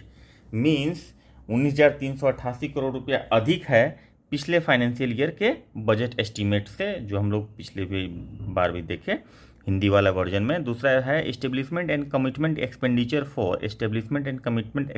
For financial year 22-23 is estimated 137,460 crore, of which 19,677.11 crore more then पिछले साल का जो था 21-22 का, उससे इतना ज़्यादा है। Annual scheme outlay for the financial year, annual scheme outlay annual scheme, देखिए एक जगह आपको कंट्राडिक्शन मिलेगा कि शिक्षा विभाग में इतना जा रहा है और वहाँ पे फिगर कुछ और है, तो पूरा शिक्षा विभाग एज ए होल की बात करते हैं, यहाँ पे एनुअल स्कीम्स की बात करते हैं। तो एनुअल स्कीम्स में अलग जाता है फिगर, लेकिन पूरे डिपार्टमेंट की बात करेंगे तो थोड़ा सा फिगर अलग हो जाएगा, ठीक है। वो स्कीम में उस फाइनेंशियल ईयर में इतना खर्चा करना है।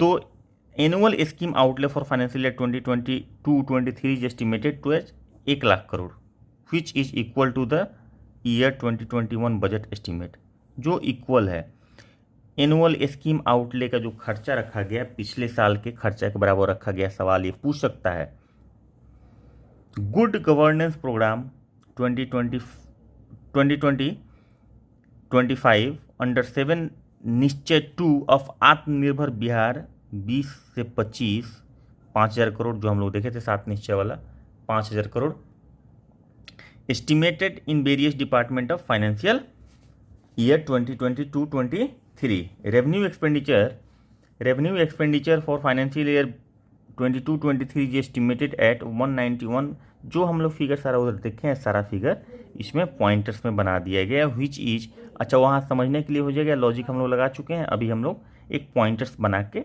दिया गया है, हाईलाइट आप समझ लीजिए, which is 14,885.28 crore more then 177,071.39 crore of the year 2021। Capital outlay मतलब जो इन्वेस्टमेंट किया गया खर्च करने के लिए for 2022-23 is estimated 45,700 crore, of which which is 4,503 crore more then 41,231.31 crore of 2021-22। मतलब ये प्रीवियस ईयर से कंपैरिजन है। Capital and revenue expenditure for the year 2022-23 revenue expenditure is 191,956.67 crore and capital expenditure 45,734.52 crore respectively. तो ये हम लोग ऑलरेडी डिस्कस कर चुके हैं, उधर देख चुके हैं। टोटल एक्सपेंडिचर ये है, the percentage of revenue and total capital expenditure, the total expenditure में percentage of revenue expenditure and capital expenditure वो कितना है, तो 80.76 और 80.76 एंड 19.24 रेस्पेक्टिवली।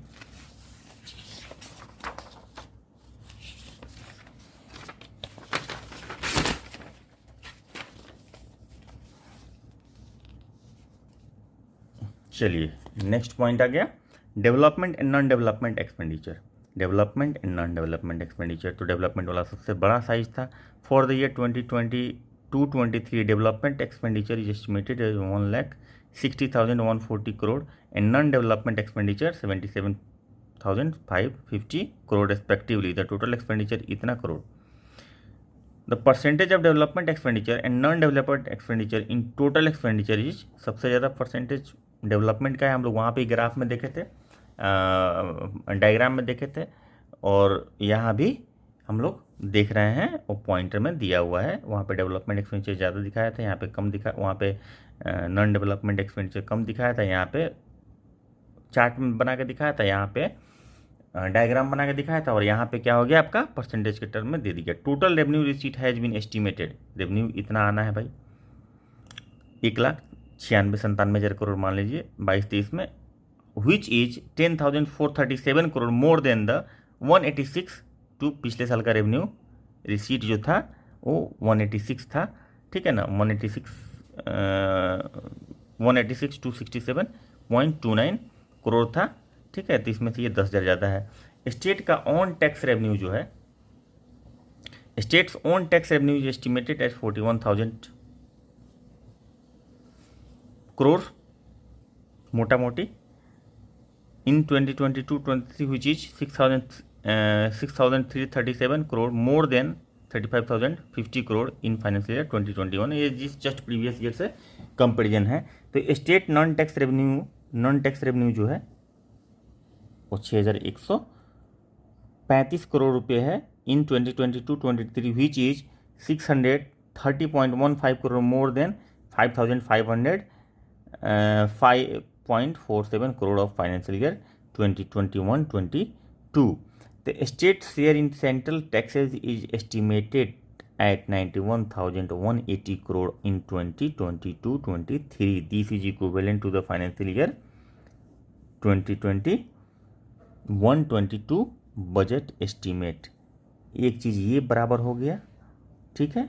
क्या स्टेट का सेंटर के टैक्स में जो शेयर होगा वो 91,000 करोड़ होगा, जो फाइनेंशियल ईयर का जो 21-22 का जो फाइनेंशियल ईयर था उसका ये इक्विवेलेंट हो गया, ठीक है। और एक जो एनुअल स्कीम जो था वो देखिए वो भी बराबर था, which is equal to the, तो ये जो एनुअल स्कीम आउटले और जो सेंट्रल गवर्नमेंट से जो पैसा मिलता है शेयर सेंट्रल टैक्सेस में जो, तो वो जो दोनों है वो दोनों जाके दोनों बराबर है इस फाइनेंशियल ईयर से प्रीवियस फाइनेंशियल ईयर में, बाकी सब में बढ़ा है। Grant in aid from central government to state government estimated at 58,000 crore in 2022-23 which is 3,470.08 crore, more than 54,531.21 crore for the year 2021-22 budget estimate. The state has revenue surplus of 4,447.84 crore during 2021-2022, which is 0.64% of GSDP. 0.64% of GSDP estimate. GSDP estimate कितना है? 745,310 7,45,310 करोड़ 22-23 के लिए। The fiscal deficit has been estimated at 25,885.10 crore, which is 3.47% of GSDP estimated at GSDP कितना 7 same figure और 745,310। Outstanding public debt is estimated at 2,38,126.69 crore in 22-23 which is 31.95% of GSDP, ठीक है। Outstanding public date 2,38,126.69 crore इसमें रहेगा, ठीक है ना, which is 31.9295% of GSDP। Total डेप्ट including liability in public account estimate at 2,88,107.35 crore in 2020 38.66% of GSDP। Total डेप्ट including liability in public account ये है आपका 2,88,000 हो गया। अभी देखिए एजुकेशन डिपार्टमेंट में 22,198 करोड़, ठीक है। उसके बाद रूरल डेवलपमेंट में 15,000 करोड़, 22%, 15% ऐसे करके है जो 1 लाख करोड़ जो था एनुअल स्कीम में। एनुअल स्कीम में इतना अलॉट हुआ है, ध्यान रखेंगे। ये पूरे विभाग का नहीं है, विभाग यहाँ पे लिखा हुआ है, लेकिन ये सब खर्चा नहीं है। एनुअल स्कीम्स में जो पैसा जा रहा है वो इतना जा रहा है। चलिए अब revenue surplus, if revenue receipt is more than revenue expenditure the surplus amount is called revenue surplus. For the year 2021-22-23 revenue surplus is 4,447 crore. This revenue surplus will be use for investment in physical infrastructure generating public productive capital assets like road, building, power, school, health centre, irrigation schemes etcetera. चलिए physical deficit is the amount left by subtracting revenue receipt recovery of loans and advances and repayment of public debt from the total expenditure. Total expenditure से इन सब चीज़ों को minus कर दीजिए, जो बचता है वो आपका फिजिकल डेफिसिट हो जाता है। For the year 2022-23 estimated physical deficit is 25,885.10 crore which is 3.7% of GSDP, 7,45,310 crore. तो ये याद रखेंगे फिगर, ठीक है। और कंपैरेटिव एनालिसिस करना है भाई। मैं हिंदी में बहुत बार बोल चुका हूँ कंपैरेटिव एनालिसिस, हिंदी वाला जो मैं पार्ट डिस्कस कर रहा था उसमें, इसलिए मैं अभी इसमें कम बोल रहा हूँ क्योंकि बहुत ज़्यादा लंबा हो जाएगा वीडियो, और इसलिए। लेकिन हमेशा कंपैरेटिव स्टडी करना है। कंपैरेटिव स्टडी करेंगे आपको बहुत फ़ायदा मिलने वाला है। आपको याद करने की जरूरत नहीं होगी, आप किसी भी तरह का MCQ बना देंगे, आपको 3 लाइनर भी क्वेश्चन दे दिया जाएगा, आप फटाफट फटाफट निकालेंगे। MCQ भी बनाना है फिर, लेकिन सिर्फ MCQ नहीं बनाना है, पहले कॉन्सेप्ट भी क्लियर करते चलना है और MCQ भी बनाते चलना है। Capital outlay expenditure on creation extension of asset is treated as capital outlay. पूछेगा कैपिटल आउटले क्या होता है, बताते रहिए। Capital outlay for the year 22-23 is estimated as 29,739.64 crore which is 1,038 crore less than. ये कैपिटल आउटले कम हुआ है, रिड्यूस हुआ है, ये ध्यान रखेंगे। 2 बराबर है, बाकी सब बढ़ा है, और ये कैपिटल आउटले रिड्यूस हुआ है, ठीक है। 1,000 करोड़ से मोटा मोटी रिड्यूस हुआ है। Debt management, the fiscal deficit to GSDP has been maintained with in the statutory limit of 3.5% as per FRBM act. As per FRBM act it is required to take loans and debt with in the limit of fiscal deficit. उसके अंदर आना चाहिए fiscal deficit के। GSDP for this year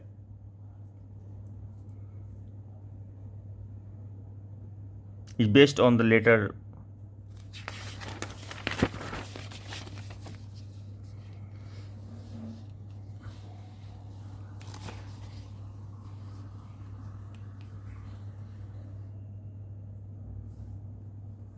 at the end of financial year 2022 and anticipated public debt 238,126.69 crore which is 31.95% of GSDP.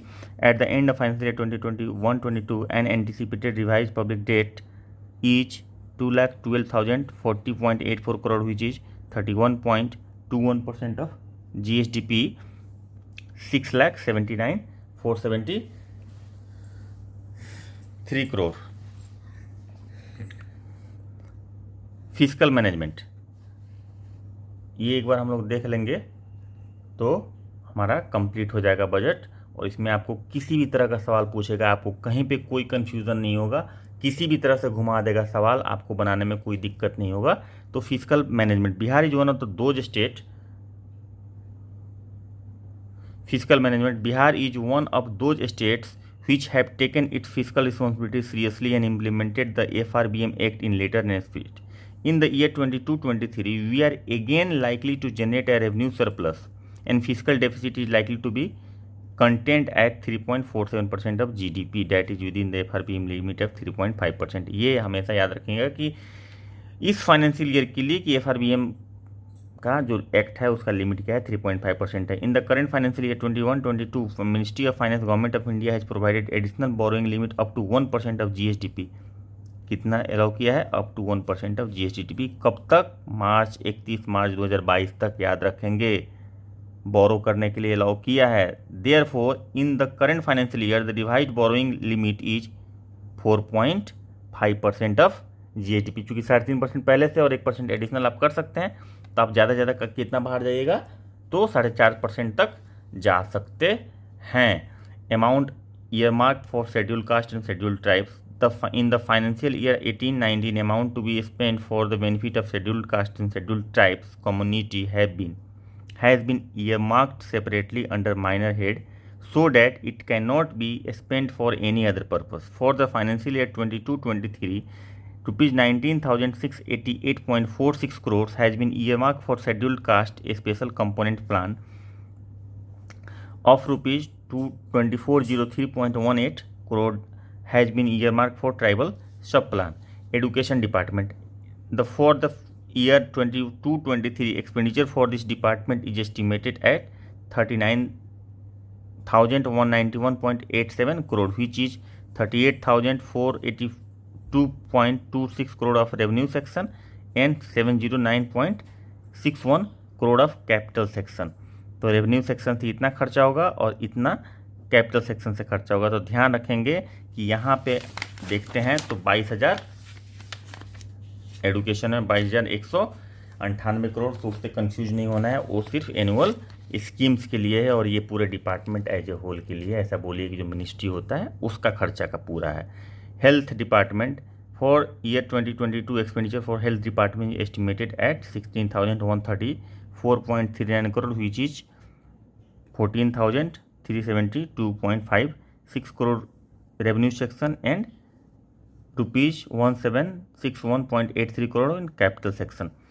तो ये ध्यान रखना है। उसके बाद रोड सेक्टर में department of road construction and rural work are involved in this sector for the year 22-23 the proposed expenditure is estimated at ₹16,430.99 crore for the year 22-23 the total amount included 3,400 crore for maintenance of road. अब welfare initiatives क्या था? A provision of 12,375.07 crore for the welfare of SC, ST, minority, OBC and MBC and social welfare for 22-23। The states finance are in good shape, this can be seen from the following fiscal achievements. तो अच्छे shape में है state का finance. कैसे दिखता है? तो physical deficit 4.8% of GSDP था। कब? 2019-20 में ये गलत लिखा है, 2020-21 होगा, 1920 which is under the describe limit of 5%। 20-21 में 5% लिमिट किया गया था FRBM एक्ट के तहत।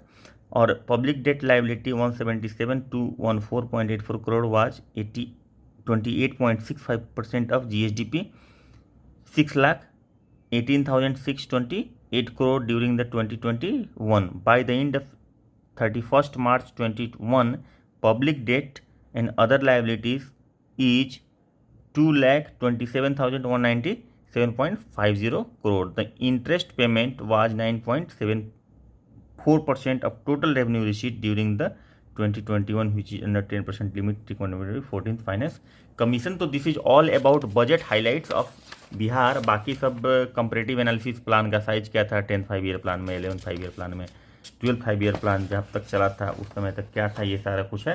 तो ये कुछ खास नहीं, जो मेजर चीज़ था हम लोग डिस्कस कर चुके हैं और उम्मीद करते हैं कि ये आप लोगों को मज़ा आया होगा। कुछ ना कुछ वैल्यू एडिशन हमारी तरफ से हुआ होगा, आपको कुछ ना कुछ सीखने को मिला होगा। और लगातार पढ़ते रहिए, मेहनत कीजिए, रिवाइज कीजिए, बार बार घुमा घुमा के वीडियो को देखिए, दोस्तों के साथ शेयर करके डिस्कशन कीजिए उनसे, उनको भी बताइए कि आप भी पढ़ो, हम भी पढ़ते हैं, और डिस्कशन कीजिए। एक से सवाल पूछिए, उसके बाद मॉक टेस्ट तो हम लोग करेंगे, तो उसमें सारा सवाल तो डिस्कस हो ही जाएगा। तो फिलहाल वीडियो को यहीं पे एंड करते हैं, मिलते हैं एक नए सेशन में। तब तक के लिए बाय बाय। होली के लिए फिर से शुभकामनाएं और बहुत बहुत मुबारक हो सबको। होली बढ़िया से खेलिए, सुरक्षित खेलिए, अपने परिवार के साथ मिलजुल के खेलिए और पढ़ाई भी खूब जम के कीजिए। होली में जिस तरह से रंगीन बनना है उसी तरह से BPSC के एग्ज़ाम को भी में भी रंगीनियत आनी चाहिए जी। और रिजल्ट पक्का है, इसमें कोई डाउट नहीं, लेकिन कंसिस्टेंसी मेंटेन रहना चाहिए, बार बार मैं बोल रहा हूँ। और अभी तक अगर सब्सक्राइब नहीं किए हैं तो सब्सक्राइब कर दीजिएगा वीडियो को। मिलते हैं अगले सेशन में, तब तक के लिए बाय बाय, टेक केयर, जय हिंद।